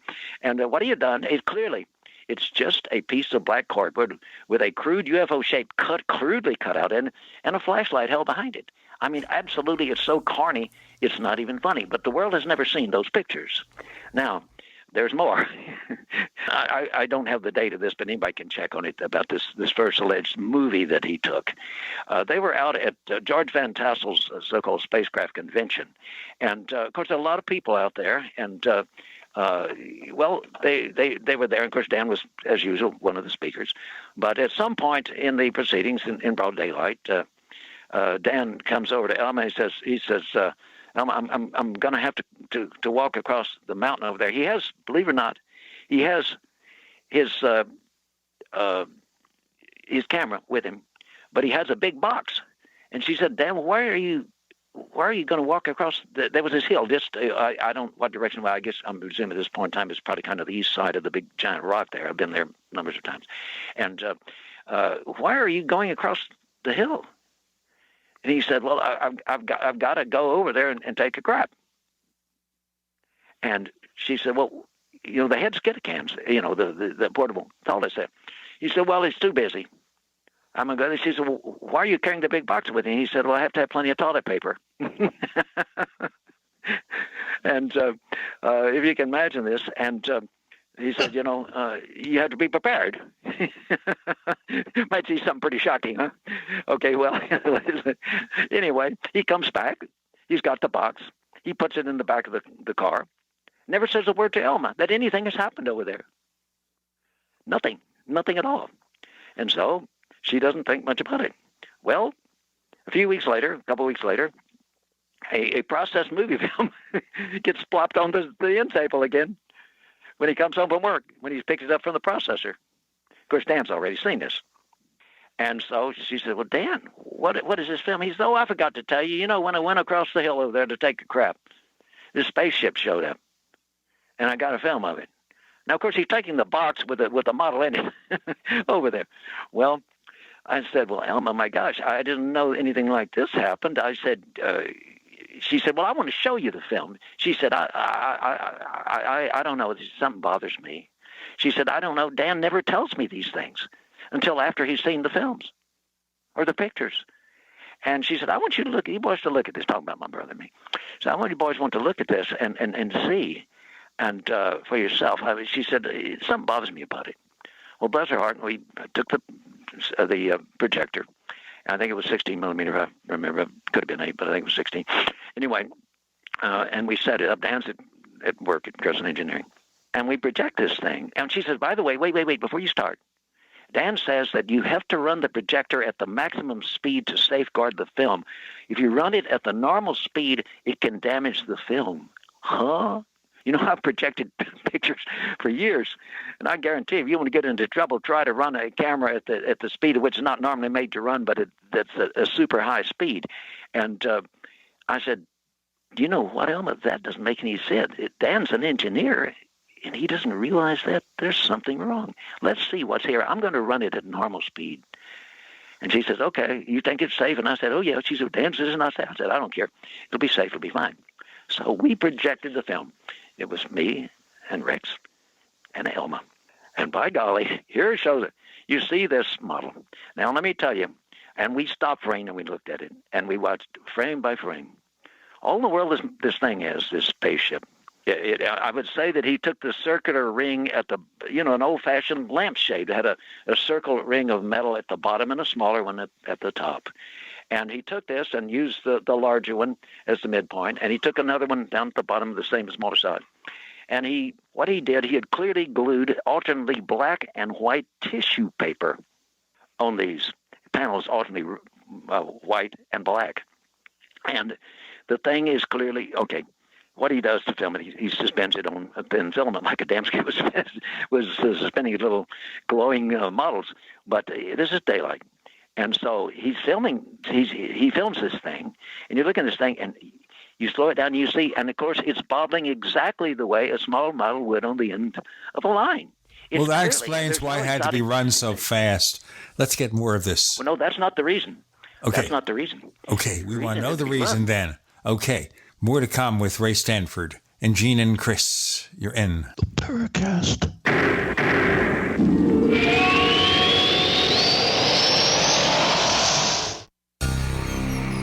Thank you for listening to GCN. Visit GCNlive.com today. Neighbors, I want to tell you about my favorite graphics app. It's the award-winning Graphic Converter. You know, Graphic Converter is the universal genius for photo editing on your Mac. Join over 1.5 million loyal users for this Swiss Army knife photo editing app.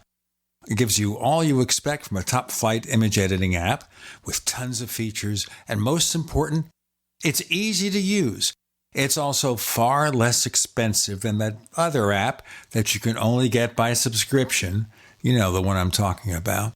What's more, you can get 20% off with your order right now. So write this down to learn about Graphic Converter. Go to www.lemkesoft.de/Gene. Let me spell that. www.lemkesoft.de/Gene. Are you looking to become more self-sufficient? Then you need to have your own energy source. The SolarArc EMP hardened generator is automatic, maintenance-free, and reduces your monthly electric bill. You can also take it off-grid when you go camping. Contact PortableSolarLLC.com or call for details at 972-575-8875 today. Portable Solar LLC gives you everything you need to start using solar energy in less than 1 hour. SolarArc EMP hardened solar generator energy insurance for your family or business. Call Portable Solar LLC today. It's called the Deep State. Barack Obama's most loyal aides still hold office, and they want to stop President Trump. Deep State was first revealed in the runaway New York Times bestseller, Big Agenda. David Horowitz's Big Agenda exposes Obama's government in exile and his shocking plan. Newsmax, Lou Dobbs, and Coulter all say you must read Big Agenda at bookstores everywhere, or check out our free offer. Call 800-NEWSMAX, 800-NEWSMAX, or go to bigagenda411.com. That's bigagenda411.com. Looking for that edge during those intimate moments? We see many ads for enhancement, but the side effects include death. At GCN Team, we should change the Healthy Body, Brain, and Heart Pack to the Healthy Libido Pack. The brain and heart are not the only organs that require a healthy vascular system. For proper blood flow at the right moment, go to GCNteam.com or call 877-878-4203. That's 877-878-4203. That's 877-878-4203. Hi, my name's John Kunkel. I'm 63 years of age. I watched several YouTube videos of Stephen Hewers and learned what supplements might help me with energy and weight loss. I've now been on the Andreas Black Cumin Seed Oil, Synergy One, and 6 other products from Synergistic Nutrition for several weeks now. I've lost 10 pounds. My joint pain has been reduced significantly. I have a lot of energy that I've never had before. My cravings for sweets are gone, and I'm rarely hungry. Even my cravings for foods like hamburgers and heavy carbohydrate meals are now gone. This is the only thing that's worked for me. I was seriously considering bariatric surgery, but that's out the window now. Thank you so much, Synergistic Nutrition. With Synergistic Nutrition, we help you take the guesswork out of supplementation and help you hit the bullseye of success. I encourage you to get specific about your health needs because when you do, your body will celebrate with energy and well-being. Call Synergistic Nutrition today at 888-988-3325 or visit oneworldway.com. That's oneworld.com. In these uncertain times, it makes sense to have a sustainable backup method to cook food and boil water. If your current plan includes using a fuel-burning stove or cooking over an open fire, then there's a much better way. The Minuteman Rocket Stove is a biomass-burning cooking stove that only requires small quantities of sticks and twigs for fuel. The Minuteman Stove is easy to use, smokeless, portable, powerful, and sustainable. For the finest in survival cooking stoves and fire starters made right here in the USA, go to MinutemanStove.com. That's MinutemanStove.com.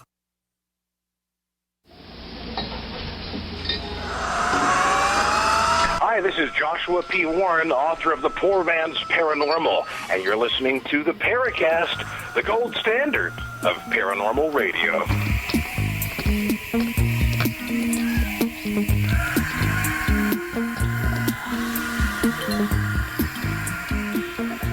I notice Chris's voice is getting higher and higher as he listens to the wild tales about Dan Fry. Okay, so tell me, Ray Stanford, why did we have to run this so fast? Not just to see the bobbing of the model, but other reasons? Right. Well, in the first place, to keep him seeing the tissue paper bouncing up and down in the wind over the hill. But the real reason, here's the real reason. At some point, he's got this thin, I presume it's nylon line, which is kind of slick. And, of course, you're out there in the heat of the desert, near, Giant Rock, out in the middle of the high desert in California, and you're sweating. And guess what? The line slips in his hand, and the model slips, and he yanks and grabs it. He grabs the fish line or the nylon thing, and yanks it up. But here's why he didn't want you to see it. When he yanks it up, when you run it slow, the line tilts over at an angle that becomes a reflective surface of our local sun. And by golly, you see the sun's reflection on the line all the way up. His hand's just beyond it. And then he bends it back real fast and yanks it up. And you even see the little model vibrate and rock from his hand, jerking it to get it back into place before the camera. So it just happened that I had a presentation about some of our UFO experiences that night at the local Understanding, which was Dan Fry's organization. So we would talk with them, and she said, "Ray, that's fake." I said, "Oh, man, you're right. It's absolutely a fake." She said, "That's a model on some kind of little line." And I said, "Absolutely. You saw it, and we saw it."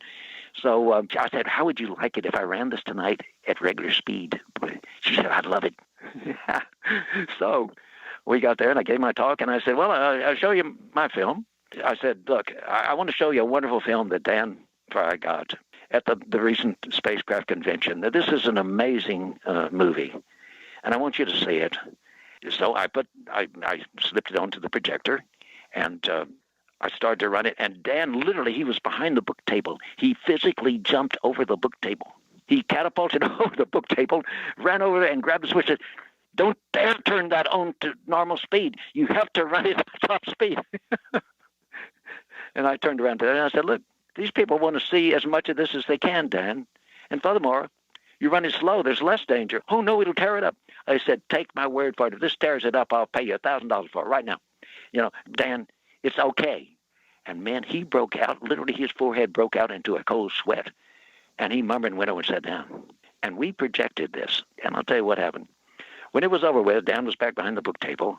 And a wonderful couple that I had met, Harry and Margaret Whipple, I had been over to their place to invite me over one night. And they were great, sincere, honest people and honest believers in Dan Fry. And had a little science enough to be impressed by the little science and pseudoscience that he threw into his books. But when it was over with, Harry Whipple walked up to Dan and said, "You know, Dan, if I didn't know you so well, I would swear that I saw a piece of fishing line or nylon filament attached to that thing, and it just slipped down, and you jerked it back up." And then, well, I don't know what that was. It might have been some energy beam or something. I don't know. I don't even know what size this thing was, how close it was, and so forth. All I know is that I saw it and I filmed it. Well, that's not the end of the story. One night at the dinner table, we stayed for, I think, about a week at the Fry's house. And one night at the dinner table, I asked Dan, I said, "Dan, I'm concerned about this film. I mean, this looks like, to me, a small object suspended near the camera, and it shows the kinematic properties of that in its pendulation." Now, he had enough science background to know what I was talking about. And he says, and these are probably almost his exact words after all these years, I remember it. He says, right, "Well, I've always said, I don't know how big this thing was. It could have been a big spaceship. It could have been a little craft, maybe a foot or so in diameter. I don't know. I don't know whether it was near me or far away." Huh? He's there in broad daylight. He's filming this thing. He doesn't know whether it's a foot in diameter or whether it's a big spaceship far away. But guess what? While he's doing this, while he's saying this, something happens. It's known to those of us who have carefully studied psychopathic liars as the tic. Now, the tic can manifest in various ways, but Dan had a very bad one. When he started telling this lie, his shoulders started jerking up like he's shrugging something off. I mean, big-time jerk, both shoulders. I mean, it was almost embarrassing to watch. So I changed the subject, and we were talking about the food, we were talking about the day. Nothing's happening, no shoulder jerk. I said, "Well, I'm going to find out. That sure looked like a tic to me." I said, "Dan, I wonder what it was like for you to walk up to Alan's craft there that first night at White Sands.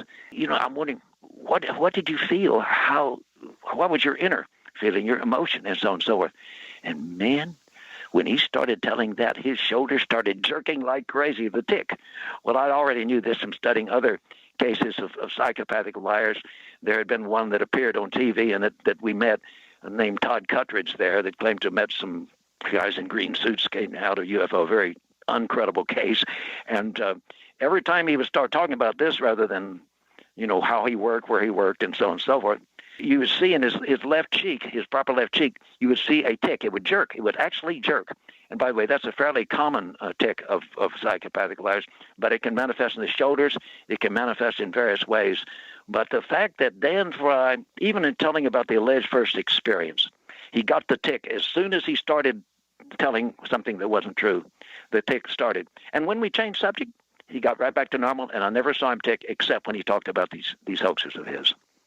Wow. Some wacky characters out there. Yeah, I'll say. Yep. Now, just parenthetically here, obviously George Adamski confessed to you two about what he was up to. Right. Any other contactees up and say, "You know what? It's not true. We're just telling stories"? No, I'm not a single one of them has ever done this. I would point out, people want to think about it, that when Adamski confessed, and when he confessed this, and we exposed it, this exposed all the people that copycatted him. For example, George Van Tassel. George Van Tassel was either totally fantasy-prone, based on something he believed, or he was a liar, because he claimed that physically the scout ship that Adamski described and allegedly photographed came down out there, and a space being that he said was named Solganda came out of it and communicated with him. Well, I'm sorry, but George Adamski's lampshade did not come down with anybody inside of it and talk to George Van Tassel. And, a flying lampshade. That sounds like fun. I'd love to be on one of those. It sounds like something I might have done when I was a kid. I remember there was a company that sold you like a cardboard spaceship. And it was big enough that a normal-sized kid can go in there, maybe two kids, and play, Space Ranger or something.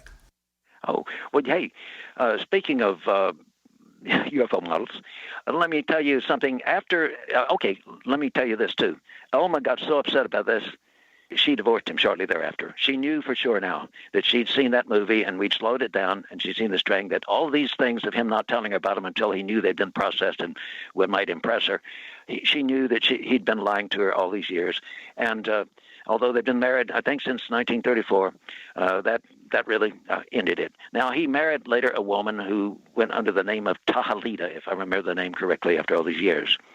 And do you think Dan Fry's movies, by the way, he also made one or two movies with another model, made more sophisticated with multiple bands around the middle and white tissue paper on the top and bottom, and it up in Washington, Oregon, somewhere up there, and with the nice evergreen trees in the background and so on.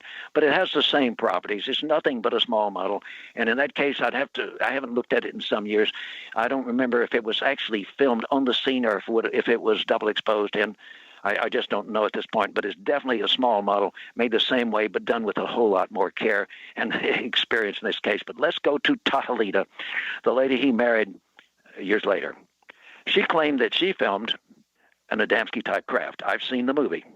And what she filmed is really funny, because Dan Fry and anybody that ever went to those conventions out at Van Tassel's place would see for sale a Japanese ashtray that had, from the ashtray, it had a curved steel wire that went up and held a little tin model of Adamski's alleged Venusian scout ship. And it was corny as heck. It didn't really match in detail what Adamski had. You could tell by looking at it, it wasn't the same thing. It wasn't nearly as sophisticated as the lampshade Adamski had used with all kinds of machining and fancy finish on it. This was just a little tin model of Adamski's thing. And it was used in several different fakes. I think that in fact, that Gray Barker, perhaps along with the help of certain other parties, faked one too with that. But Tahalita came out with this thing. She said that she filmed this. Let's discuss the film in our next segment. Okay? With Ray Stanford. We can go on for hours without interruption with this. More to come with Gene and Chris. You're in the Paracast.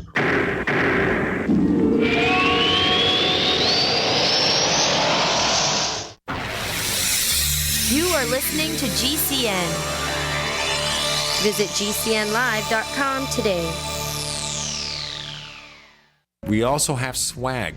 We have all these exclusive Paracast things that you can buy. We've got 60 or so different items, and entails t-shirts, sleeves for notebook computers, iPad cases, mouse pads, the Paracast Jumbo tote bag, all sorts of t-shirts and jackets and stuff like that for men and women. We have a Paracast aluminum water bottle. All this stuff, you go to store.theparacast.com, store.theparacast.com.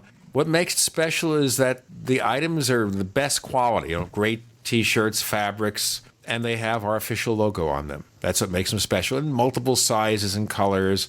We even have stuff for children. Stuff for women, stuff for men. We have all sorts of sizes, like small up to X large. A lot of good stuff. That's the swag from the Paracast. You go to store.theparacast.com, stop by, and take a shopping tour.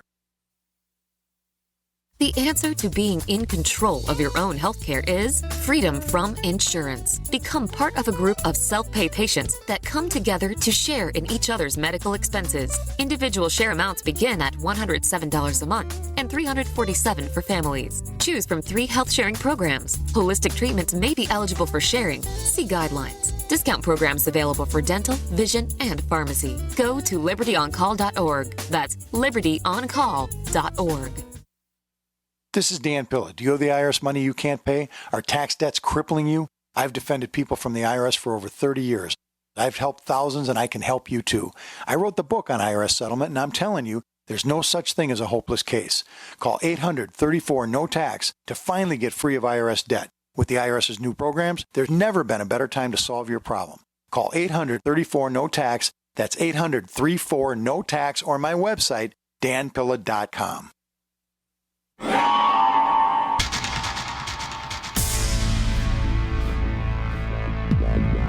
Welcome back to the Paracast, the gold standard of paranormal radio. And now, here's Gene Steinberg.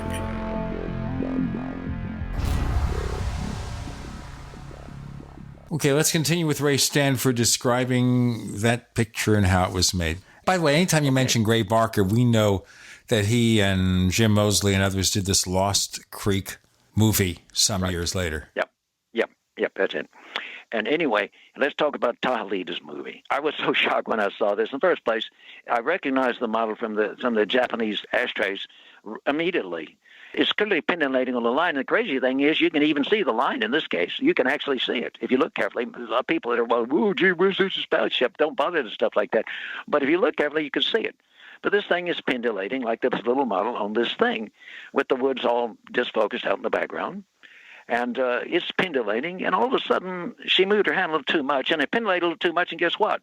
The crude little metal bottom that had the little tongue and groove, one little metal tongue and groove holding it in place under the flange, popped out, and the bottom fell out, and the opposite side of it had one tongue and groove left, and it fell down and bounced, bump, bump, bump, bump. The whole bottom drops out, and you see this thing go bump, bump, bump, bump. And after a while, she cuts off the camera as she realized what's happening. Okay. They asked her, what in the world happened? She said, well, that was an ecological spacecraft. The whole bottom opened up, and you can't see it on the film, but millions of birds from all over the sky were sucked into there. And after I cut off the camera, it closed back up. So there you go. And that was Dan Fry's wife. That was his second or third. I don't know which one. I don't know if he had a third one, but anyway, that was after the nice lady, Alma. I always think here, if you took one of these contactees and they met a real UFO, they'd be running and screaming for their lives. They would, yeah. You'd probably have to explain to them what it is. Their concepts are so based on cartoonist concepts and hoaxsters' concepts of descriptions of these things that they might not even know the real thing if they saw it, because they're a hell lot more exotic than they ever dreamed, at least based on my experience and my experience of my crew and our instruments. Well, I know Howard Menger had a series of photos that if you looked at them, there were paintings made of the spaceship taking off in the movie The Day the Earth Stood Still. Well, he was a sign painter by profession, and they definitely were painted on there with you just afterglow paint, I guess. You could see in some cases see that, and also he made a common mistake that I didn't make when I did the improved version of the book cover on Flying Saucers Have Landed, but he made, despite being a sign painter, he made the mistake of making the ellipse of the top of the dome out of parallel with the ellipse of the bottom of the flange. And it is a typical mistake made by an amateur artist. And that was very obvious, but you could also, as you say, I mean, it was obviously a painting, and you could also see the brushstrokes. And right, but look, if the guy is a sign painter, you want him to give sign for your business or something, how does that qualify him for doing just regular pictures? I don't know. But, he also had that, I think it was a movie supposedly taken on the surface of the moon, which is really quite cornpone, too. And by the way, you probably know you get these Adamski people today. They say, but it's been proven there's an atmosphere on the moon. Yeah, sure. I was talking, in fact, with a high-level engineer of many years' experience at Goddard Space Flight Center yesterday, day before yesterday, over lunch, and they're designing now a craft to go in orbit around the moon. It's going to be using spectroscopy to look for signs of water. The moon does have a very low-grade atmosphere right near the surface. It effervesces off, let's say, but it's nothing that anything could live off of. I mean, it's just basically instrument detectable, and under certain circumstances you might be able to see it with proper optics, but it's nothing at all that would sustain life as we know it. And yet, as you recall, Adamski claimed to seeing an animal run across the surface of the moon, and that there was life there. Well, maybe it was the rabbit in the moon. My dad showed me the rabbit in the moon years ago, and the Aztecs believed in a rabbit in the moon. I've told this story in the Paracast before. You might like to hear it. And that is, in the mid-'60s, I was working with Jim Mosley at Saucer News over at 303 Fifth Avenue in New York City. And Jim gets a call from Howard Menger. Now, Jim was none too kind to any of these contactees. And Menger suggests they have lunch. So we went across the street to a diner just across from 303 Fifth Avenue. I do not know if that diner is still here, what the office building is like in 2017. This is many years ago. And Menger starts to go on that he was part of some kind of government experiment, and that the beings or alleged beings that he met were government agents. And he went on for that for a while, and then he started building models of flying saucers. And I wonder if this is a way for him to kind of get out from under that cloud or what? It sure sounds like it might be. I think I can't recall who, but I think I've heard of other claims like this. You know, if you can't blame you don't want yourself blamed, blame the CIA or the NSA or one of the three initial organizations. And you know, oh, by the way, I would mention the accusation that people make that somehow Adamski was in collusion with the intelligence community. Let me say that I would not buy that. I could practically swear my life that could not possibly be true. Adamski was Adamski, and I guarantee you he was not the kind of guy that would have been involved. This was on his own doing this stuff, and people imagine all kinds of things. Oh, he had contact with scientists from down in San Diego, naval science. Of course he did, because they were interested. I mean, nobody knew much about UFOs at that time. They wanted to see if he was really onto something or not. And but I don't buy for a minute that he was connected with the intelligence community or that he did any of this as a ploy. But I will add that people say, oh, the intelligence community is always trying to destroy this field and its credibility. Well, let me say that the tendency of this field for people to be merely collectors, collect reports, basically hearsay. I don't care how good the report or who reported it. It's hearsay. Their tendency to collect and extrapolate upon descriptions that people give has then done as much damage to this field as anything the intelligence community could have done. True, there's been a lot of attempt to discredit, and that's unfair and not good. But contrary to what one of the TV shows tried to pretend, Zamora, the government never tried to discredit Zamora in any way whatsoever. And had they done so, Hynek would have really gotten onto their case, because this case really impressed him. But anyway, the thing is, the intelligence community, they've been greatly helped by the fact that, and we're seeing this again today, people, one major person in the field said, what we need to do is to get a gigantic data bank of reports. The reports that have been collected by any organization since the 40s have still not brought this to the table of mainstream science. Only hard data obtained with instruments by good people who know how to document what they're doing with the instruments and how to report on it and analyze it will get it there. And if I could ever get some of the people out there to come here and let me show them what my organization and I got, they would know we can move on the way. But I need help of a lot of people that have been ignoring this. And I hope somehow that this will happen. But anyway, I think that ufology is sometimes its own worst enemy. Well, I couldn't agree more, Ray. I've been kind of fascinated as the fly on the wall here in today's show. But I think ufology does more than an adequate job of just creating cacophony around this subject, number one. And number two, just eating its young and shooting itself in the foot with a howitzer.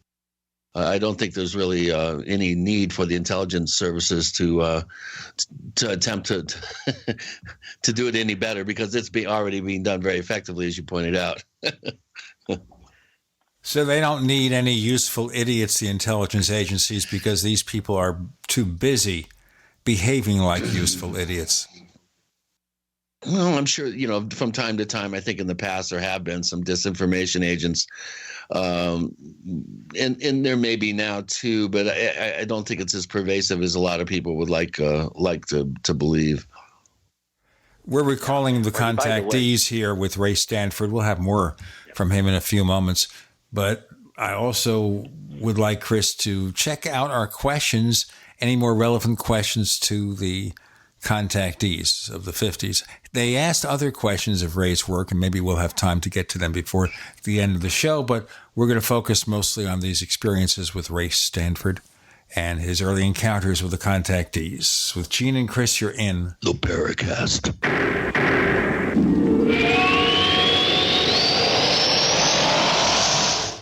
Neighbors, I want to tell you about my favorite graphics app. It's the award-winning Graphic Converter. You know, Graphic Converter is the universal genius for photo editing on your Mac. Join over 1.5 million loyal users for this Swiss Army knife photo editing app. It gives you all you expect from a top-flight image editing app with tons of features, and most important, it's easy to use. It's also far less expensive than that other app that you can only get by subscription. You know, the one I'm talking about.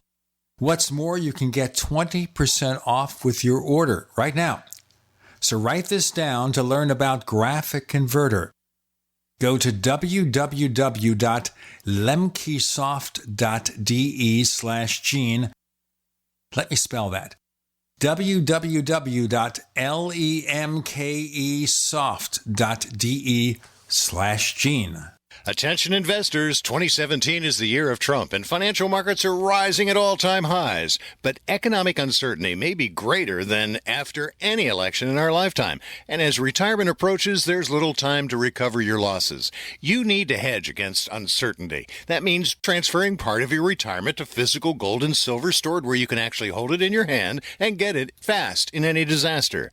It's a perfect time to buy. Prices are low and expected to climb. Make Augusta Precious Metals your personal gold and silver provider. Augusta cares for your financial position and helps you make good decisions. And they're A+ rated by the Better Business Bureau. Get Augusta's free gold and silver IRA guide. What you learned could help you weather any economic storm. There's no obligation. Just call toll-free. Call 855-222-5857. That's 855-222-5857. Again, 855-222-5857. Trust Augusta. Protect your retirement today.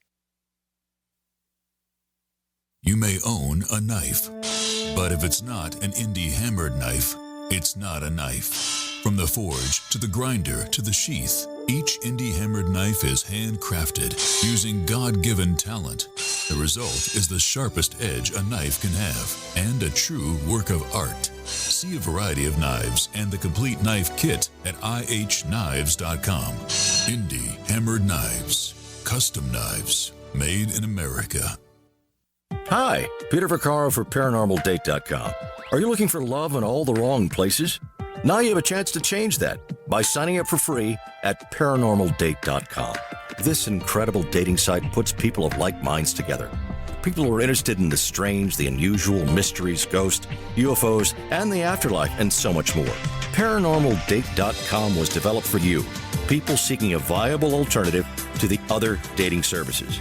You can join for free by going to ParanormalDate.com, and if you decide you like it and want to connect with people, use the code GEORGE for a substantial discount. Mark Rawlings, president of ParanormalDate.com, says so many people hunger to share their experiences about the paranormal, the unexplainable, or the afterlife, and so much more, and this is the source for them to meet and share that common interest. So sign up for free at ParanormalDate.com, ParanormalDate.com, and use the code GEORGE if you decide to connect with someone you like. Being self-reliant is about being prepared and to do what you need to have your own source of renewable energy. Portable Solar LLC offers the most powerful EMP-hardened solar system on the market that is transportable from place to place, and the best part, it's very affordable. Contact them at portablesolarllc.com or call for details at 972-575-8875. Soul Arc EMP-hardened solar generator energy insurance for your family or business. Call Portable Solar LLC today or go to portablesolarllc.com to check out their patent-pending technology.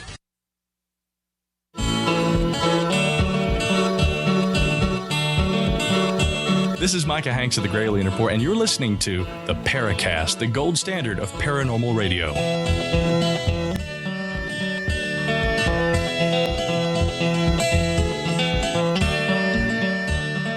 Ian and Chris with Ray Stanford. Chris, any more questions that are relevant to the contactees in our forums? There are, actually. Let's see. Here's a good one. Ray, are you aware of any other cases besides the RAF Bentwaters incident where military observers were close enough to touch an unidentified object? By the way, I'm not convinced that anybody touched an object at Bentwaters. I'm not convinced of the testimony of the individual who claims that they walked around it and saw strange. It might be true. I'm not saying it's not true, but I'm not convinced of it. But for touch the objects, I think there probably was, but I don't have any proof of it. For example, when I was driving back from Socorro on April 30th, 1964, following my initial trip there and investigation, I saw and got two photographs in color, Ektachrome film, of a rather remarkable objects. When one's in the area, usually there are more around it and associated with it.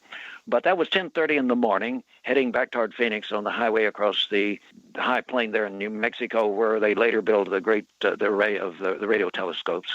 And but at that that same day, and I think that same morning, allegedly, as you probably know, a bomber flying over the integrated Holloman White Sands Range saw an object that in response to questioning, he said looked like what that policeman down in Socorro described, and supposedly he said, now it's on the ground. And supposedly it did land, and supposedly, according to rumors, it was filmed. And it's interesting, but I'm trying to call something that I just learned the other day. I was surprised about that. Well, I got the name of one of the people that apparently was involved in filming this. But apparently it was supposed to have been filmed on the ground, and there were occupants, and contact was made. Now, it may have happened because of what I saw. Maybe I have a slight I have a weight in my mind that makes me tend to want to believe that that's what happened, but I can't personally confirm it in any way, except that the Lorenzens, Jim and Cora Lorenzen, heads of the Aerophenomena Research Organization, APRO, had several different bits of information from different people that indicated this, and they claimed to me that the man who processed the movie film also told him what he saw after he processed it. And I believe that it's probably true. The odd thing about this is, in my experience, is that after I'd been on the Phil Donahue show with Alan Hynek, I got a bunch of letters. I was contacted by a lady in Austin whose brother was a physical scientist, working at White Sands. And she had if you called him and told him about what she saw, and she didn't know we were right there. She was in Austin, that we were right there in Austin. And she told him, and he said, listen, we've been plagued. This was the summer, July of 78. We've been plagued out here. Tell them if they can, I can't get them on the base, but if they can sneak around, I can practically guarantee them they will get them with those instruments, because this is so intense that we have had a directive to use any means at our disposal to get intelligence on these objects. Well, without telling the story, which we don't have time to tell today, we went out there and we experienced what I called, even at the time, a ufologer's dream. But the curious thing was that this was a few months after the movie Close Encounters of the Third Kind came out in December of 77, and this was on the night of July 19th, 1978. And by golly, just like on Devil's Tower in the movie, somebody had constructed huge lighted yellow sequencing panels, high-speed sequencing panels atop Oscura Peak. That's an interesting place because if you stand on top of it and look right down the west slope, down just a little ways is the Trinity site where the first nuclear bomb was set off. But anyway, these panels sequenced and objects did incredible maneuvers. Then mysteriously, they would take off moving at a few hundred miles per hour and move off exactly on the coordinate of Socorro, and would apparently, as soon as they get in the Socorro area, they would vanish to our eyes. But in one case, we left the camera open that was photographing them, the 35 millimeter camera, and we found out that at incredible speed, there's a streak where they go back and reappear mysteriously. They look to the naked eye like they disappeared at the Socorro coordinate and reappeared in front of the panels. But actually, the photograph, or maybe more than one photograph, show that there was instead of the slow trip over there, a few hundred miles per hour, at incredible speed, thousands of miles per hour, they streak back and suddenly reappear to the eye in front of the panels, doing maneuvers that put anything you saw in Close Encounters to shame. But what puzzles me, could these beings be using some kind of symbolic logic? Why did they keep going over to Socorro, then disappearing to the eye and coming back and maneuvering in front of those panels and go back to Socorro again?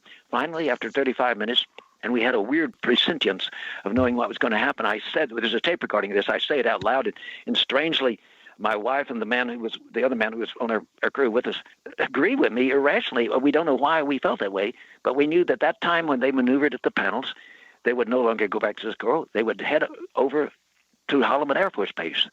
And that's what they did, although you hear it on the tape before it happened. But what puzzles me is, what was the Socorro connection? Why would they leave the panels, go back over to Socorro, suddenly vanish to the eye, reappear in front of the panels doing incredible maneuvers, then slowly at a few hundred miles per hour, go back over there? I don't know that there's a connection. I don't claim to understand it, but I wish I could. And again, this was 78. 78, July 19th. Right. In the evening. Well, I remember we did cover your experiences out at White Sands in quite a bit of detail, and I do urge our listeners to go to, I think it would be Ray's second appearance at the Paracast back in 2009 or 10, where he does go into quite a bit of detail about the documentation. in the scientific data that they were able to acquire with their instruments while they were experiencing this very, very, I think, important sighting event that resulted in quite a bit of scientific hard data, which we go into quite a bit of detail on our previous show with Ray. But Ray, I have some other questions here. We're starting to run out of time. This is a really good one. This comes off as someone that is really thinking outside of the box. And again, this comes from Thomas Morrison. I wonder if Mr. Stanford has ever considered that an advanced humanoid species might conduct an elaborate psychological operation with a range of human subjects as a smokescreen to protect a real contactee from potentially dire official consequences. By creating a rash of campy and laughable contact experiences, a genuine contactee would be written off as just another silly hoax instead of being detained, interrogated, and possibly tested or tortured if the government actually believed that they had contact with an advanced alien race. That sounds like something our own intelligence agencies might do if we wanted to make covert contact on an alien planet. So why wouldn't even a more advanced civilization employ sophisticated deceptions like that with us? We don't. It's a good question, but the thing is, when you begin to think like that, it's kind of like a guy I knew that tripped out and had to be in the hospital for 6 months from LSD, and when he recovered and came out, a few months later, he did it again. When he finally came back to life after that one, I asked him why. He said, I did it to try to understand why I did it the first time.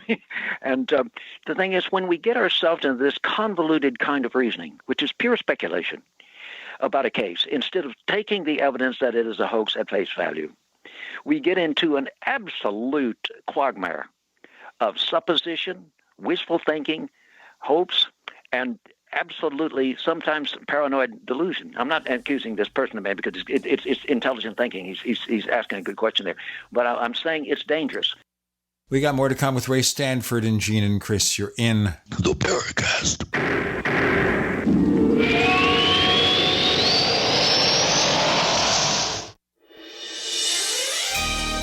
Thank you for listening to GCN. Be sure to visit GCNlive.com today. In these uncertain times, it makes sense to have a sustainable backup method to cook food and boil water. If your current plan includes using a fuel-burning stove or cooking over an open fire, then there's a much better way. The Minuteman Rocket Stove is a biomass-burning cooking stove that only requires small quantities of sticks and twigs for fuel. The Minuteman Stove is easy to use, smokeless, portable, powerful, and sustainable. For the finest in survival cooking stoves and fire starters made right here in the USA, go to MinutemanStove.com. That's MinutemanStove.com. Maybe not today, maybe not tomorrow, but soon you'll need a plan and place to survive. Forget bunkers. You're not a live underground gopher. You need survivalist camps, the ultimate fully functional, off-the-grid mobile survival bug-out house that's well-equipped and custom-built to outlast any other RV or trailer. Bold statement? You bet. See them now at survivalistcamps.com. That's survivalistcamps.com. Trust your family's survival to survivalistcamps.com.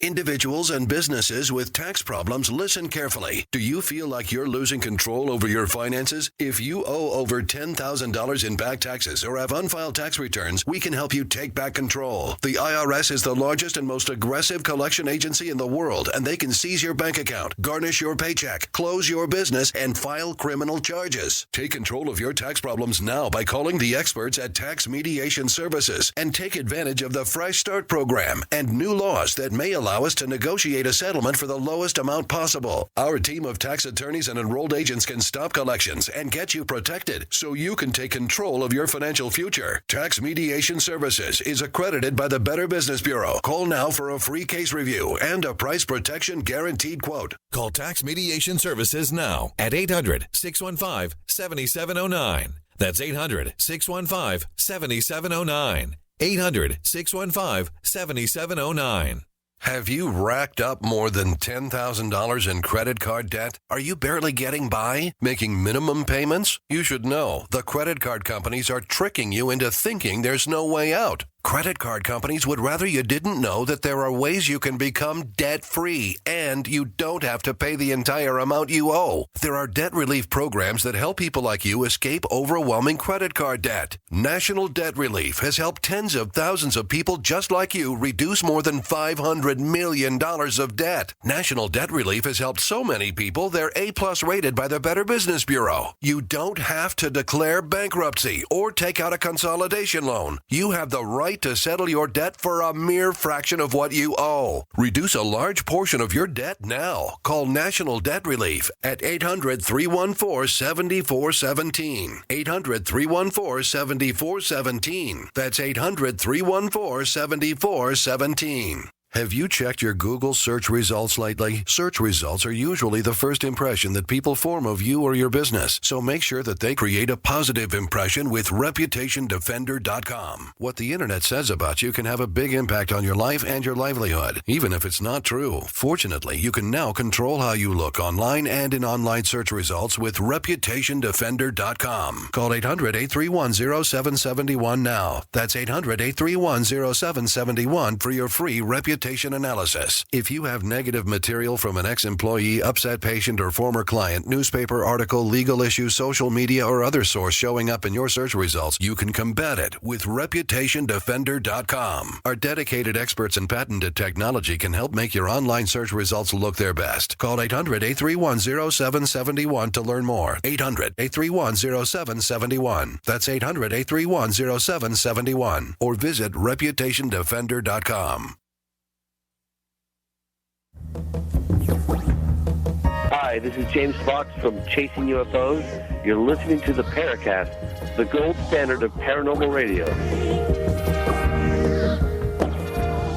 So we had to stop that answer for the break, but now, Ray Stanford, would you continue your response? Okay. Yes.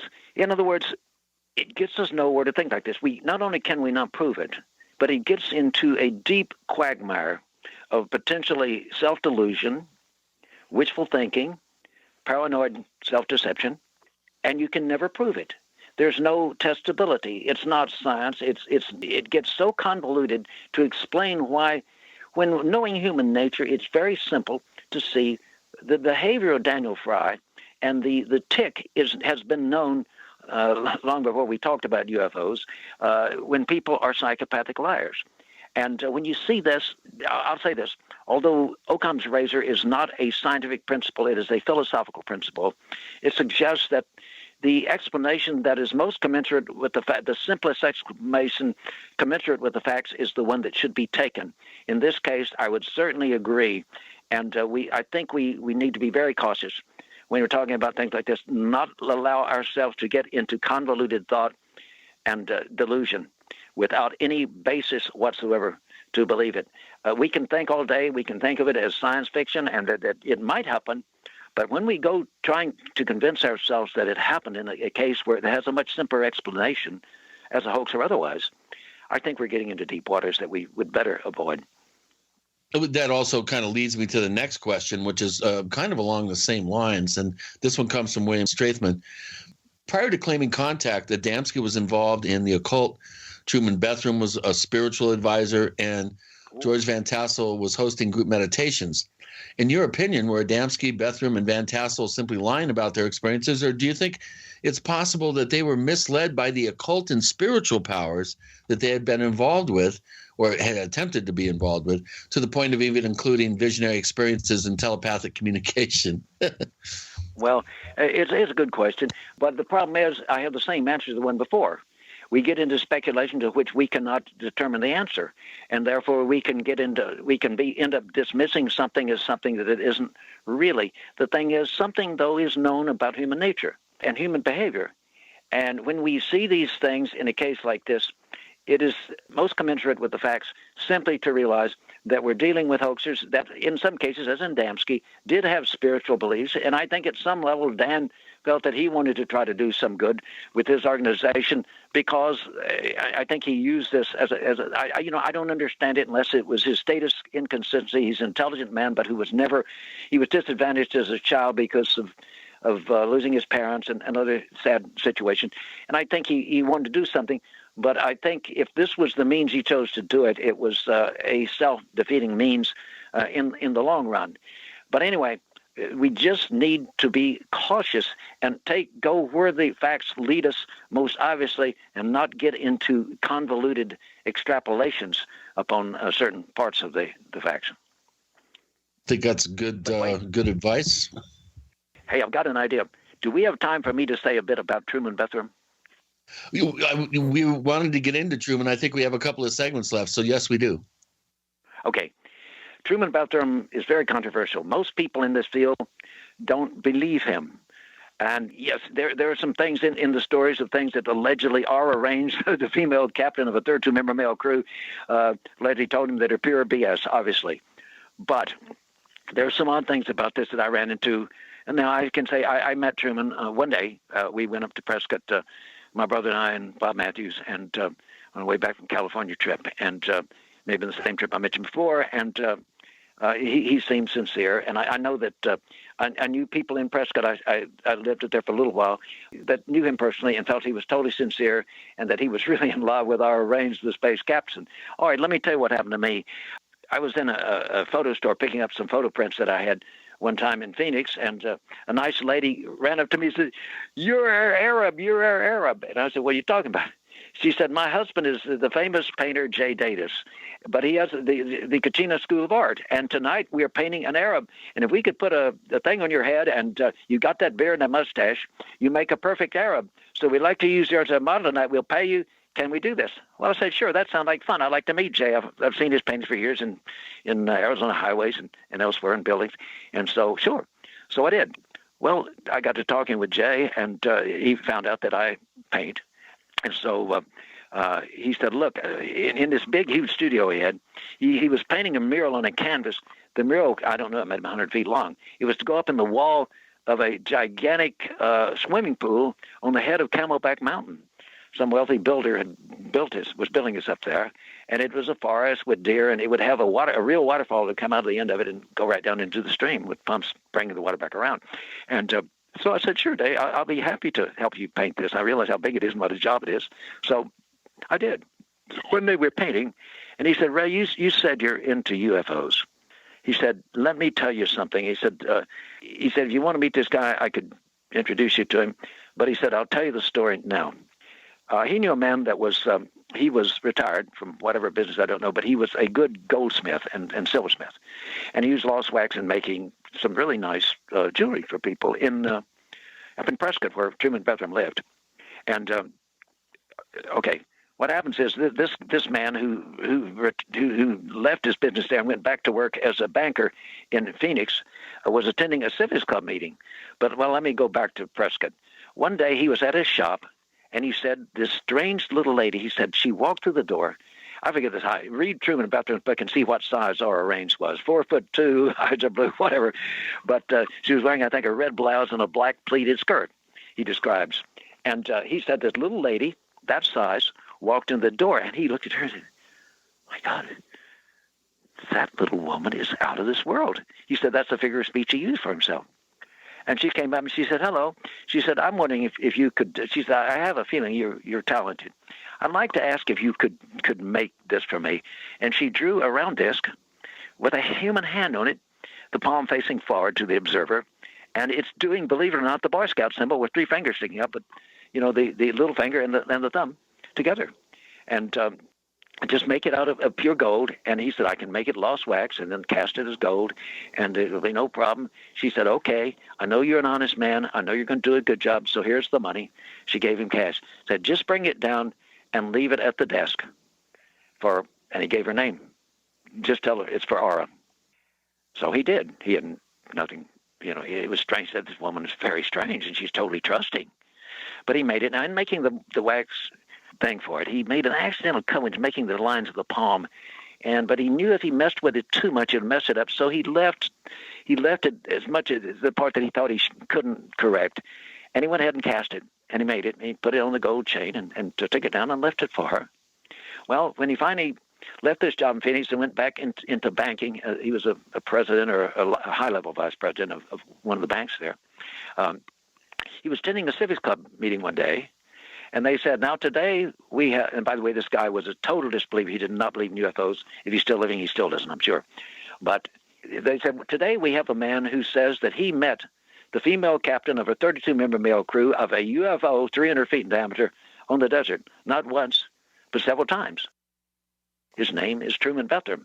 And welcome, Truman Bethurum. He got him, he gave his talk, and this guy said he was laughing his ass off, this lying son of a bitch. But all of a sudden, he got to the description of her clothing and her height. You know, that sounds familiar. And he, when the thing was over, he said he was trembling. He said he had the weirdest feeling. He went up to Bethurum and he said, Mr. Bethurum, are you wearing that medal? Truman Bethurum said that our range had given him a medal that he always wore. And because she said that this may be the last, I'm going far away and may never see you again. And he said, Mr. Bethurum, are you wearing that today? And he said, yes, I am. He said, would you mind pulling it out of your shirt? He pulled it out and he said, it's the one I made. And he had described the woman that had me make it. And he said, so I don't believe, and these are Jay's quote of the word, I don't believe in these UFOs. They're all a bunch of crazy crap. But I believe in the Admiral Scow and our range. Hey, we got more to come with Ray Stanford. Final segment with Gene and Chris. You're in the Paracast.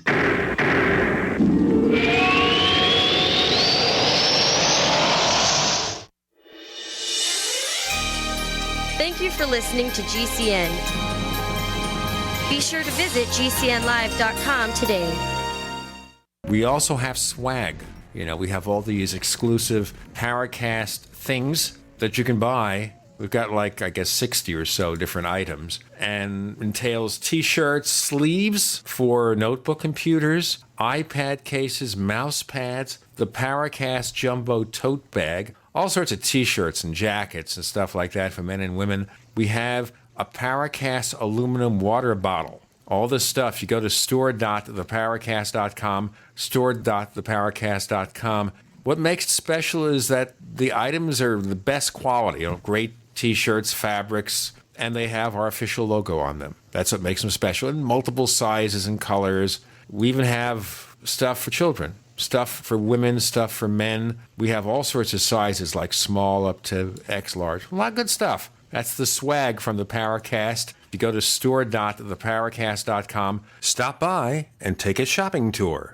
Water is the single most important thing your body needs, so you want to be sure it's the best for you and your family. Since 2005, thousands have depended on Berkey purified water. The Berkey Guy provides the lowest priced filtration systems in every size. For incredibly delicious water now and in an emergency, get to GoBerkey.com or call 877-886-3653. 877-886-3653. GoBerkey.com. Maybe not today, maybe not tomorrow, but soon you'll need a plan and place to survive. Forget bunkers. You're not a live underground gopher. You need survivalist camps, the ultimate fully functional, off-the-grid mobile survival bug-out house that's well-equipped and custom-built to outlast any other RV or trailer. Bold statement? You bet. See them now at survivalistcamps.com. That's survivalistcamps.com. Trust your family's survival to survivalistcamps.com. By now you know that wireless technology like cell phones do in fact pose dangers to the health and privacy of everyone. Blockit Pocket's wide range of products are unmatched in providing the protection you deserve. No scare tactics, just common sense. BlockitPocket.com offers quality American-made options to alleviate and eliminate these invisible dangers. Learn more at BlockitPocket.com or call 888-315-9618. BlockitPocket.com, enhancing health and privacy. Today, how to incorporate your business in just 10 minutes so you won't lose everything if you get sued. Step 1, stop putting it off. If you're not incorporated and someone sues your business tomorrow, it's not just your business at risk. You can lose everything: your home, your car, even your life savings. Step 2, call the following number for a free 10-minute incorporation guide from Incorporate.com. 1-800-945-1063. They don't provide legal or financial advice. They just make incorporating quick and easy. So you can incorporate or form an LLC in just 10 minutes. That number again is 1-800-945-1063. Step 3, congratulate yourself. By taking just 10 minutes to incorporate your business or form an LLC, you protected your home, your car, and your life savings. And that is how you incorporate your business in just 10 minutes. But hurry while they're still giving away these 10-minute incorporation guides for free. Call 1-800-945-1063. That's 1-800-945-1063. The answer to being in control of your own healthcare is freedom from insurance. Become part of a group of self-pay patients that come together to share in each other's medical expenses. Individual share amounts begin at $107 a month and $347 for families. Choose from 3 health-sharing programs. Holistic treatments may be eligible for sharing. See guidelines. Discount programs available for dental, vision, and pharmacy. Go to libertyoncall.org. That's libertyoncall.org. Hi, this is Don Ecker, and you are tuned into the Paracast. Let me tell you what, you're going to hear stuff here that you probably won't hear anywhere else. Hear that, George Snorri? So, Ray Stanford, do we assume then that Aura Raines was a real person, but probably not someone from outer space? Maybe his mistress? No, I wouldn't think that. Let's take the story, if it's true, in the book, of his boss. He and his boss were reportedly in a restaurant bar in some town there, near where this work had been going on, where he had the initial contact. And he looked over at the bar, and here our Raines had come in with several members of her crew, and they were drinking orange juice. I don't know if there's anything in there or not, but they were drinking orange juice. He noticed it looked like to him, he had seen them, but it looked like to him that some of these guys had used a little plaster on their face to make themselves a little more normal. And he told his boss, that's them. We got to follow them. When they go out of here, you get to see the crowd maybe. And so they went out the door, but my golly, they looked out, they ran to the door as soon as and they had vanished. They had vanished and could not find them. And there's other things he tells him there. For example, there was a Chinese woman that he knew that wrote a thing in Chinese and asked R.O. Raines, she said she can communicate in any language, see if she can answer me. And he shows her message, and the answer, it's short, but it is apparently it's genuine. And it gets very complicated, but Truman Bethurum seems so genuine. Let me say, I've got right here on my shelf 2 books. They're basically love poetry, you might say, to R.O. Raines. But I don't believe for a minute that this was a terrestrial woman. His real wife, she divorced him, and her complaint was that he's in love with this R.O. Raines woman from space, and not with me, and I don't want anything more to do with him. And that's what it was, and the divorce was granted. I don't know if it was on that basis or not. And Bethurum went on his way, and he wrote these books, which to me, they're not sonnets, but they're love sonnets or whatever, in the figure of speech sense, to R.O. Raines, who he said told her that she may never see him again, and apparently, I guess she never did. But anyway, he had the gold medal. I don't know what happened to him after his passing. But anyway, that's the story as I heard it from Jay. I really don't know what to make out of it, except it gave me a lot more credence for Bethurum's story than I had before Jay told me the story. Whoa. That's fascinating. I love that story. Weird. I mean, what are the odds of that guy walking into that talk and encountering Bethurum? It's pretty amazing. I'll tell you. Any more questions, Chris? Yeah, we've got a bunch of questions here. What does ufology do wrong, Ray? We've talked about this, you and I, in a real quick sort of thumbnail version. What does ufology do wrong, and what can be done to improve it? Okay. It studies reports instead of studying the objects.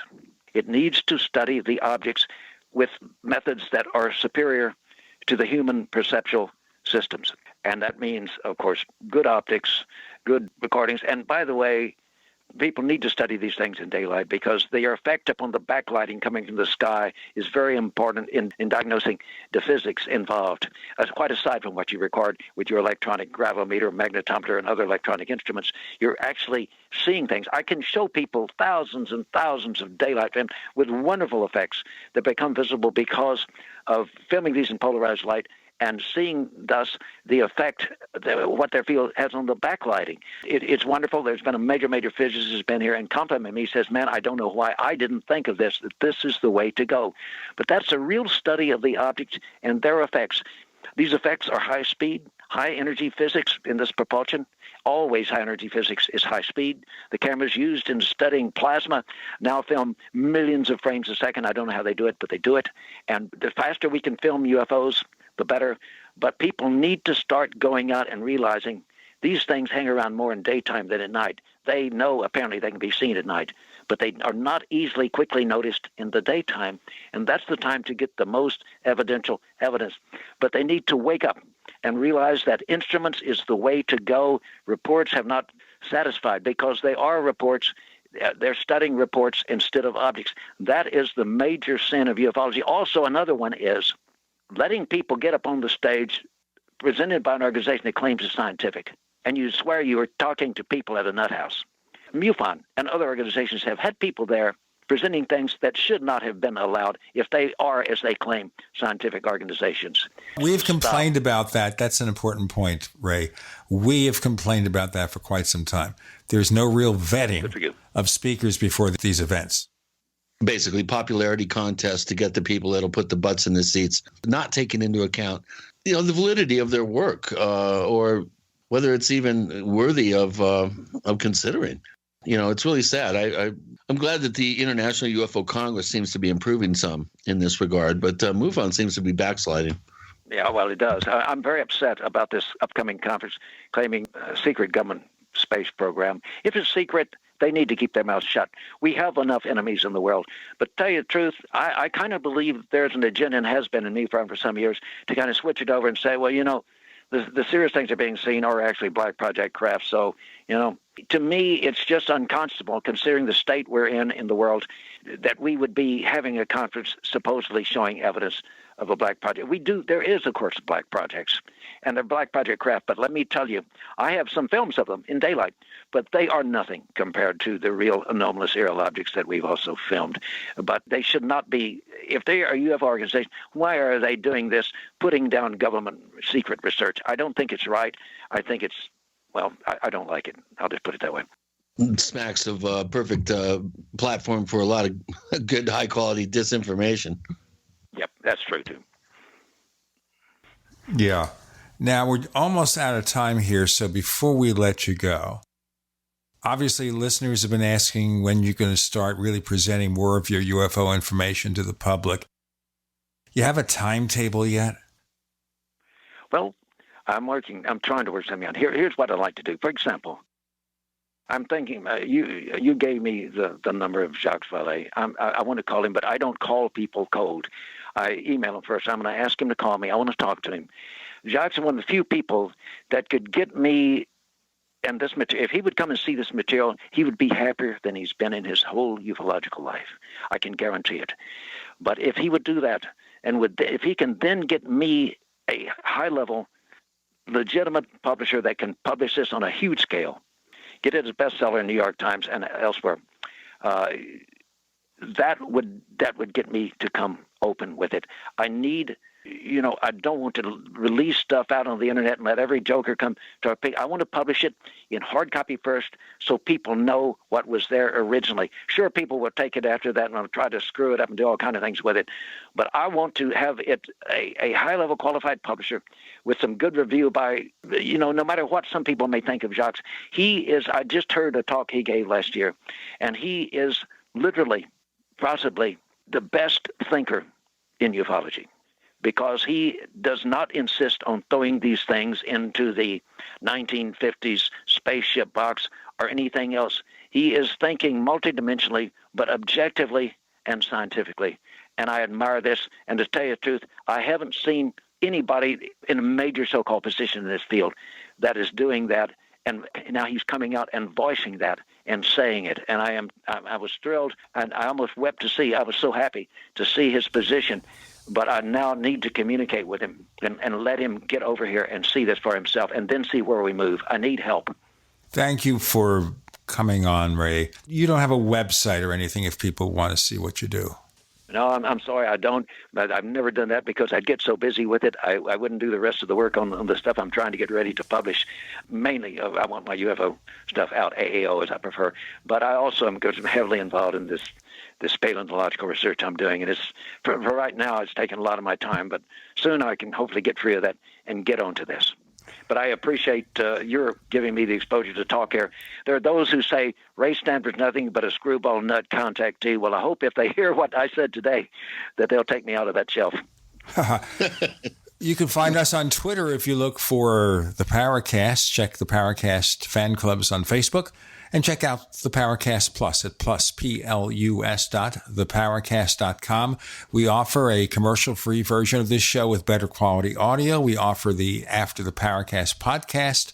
Some show transcripts, special episodes, features from Paul Kimball's Other Side of Truth, both audio and video, with much more to come. The prices start at just $1.49 a week, $4.99 a month, $49.99 for the year. Check out plus, plus.theparacast.com, plus.theparacast.com. I think those who believed in some of these early contactees are going to have to think again after listening to this episode. Ray Stanford, thanks for joining us on the Paracast. It's my pleasure. Thanks for inviting me.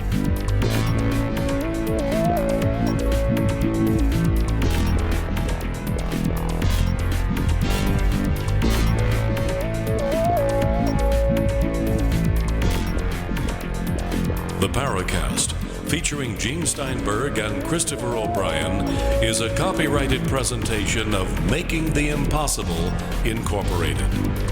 Tune in next week for a new adventure in The Paracast.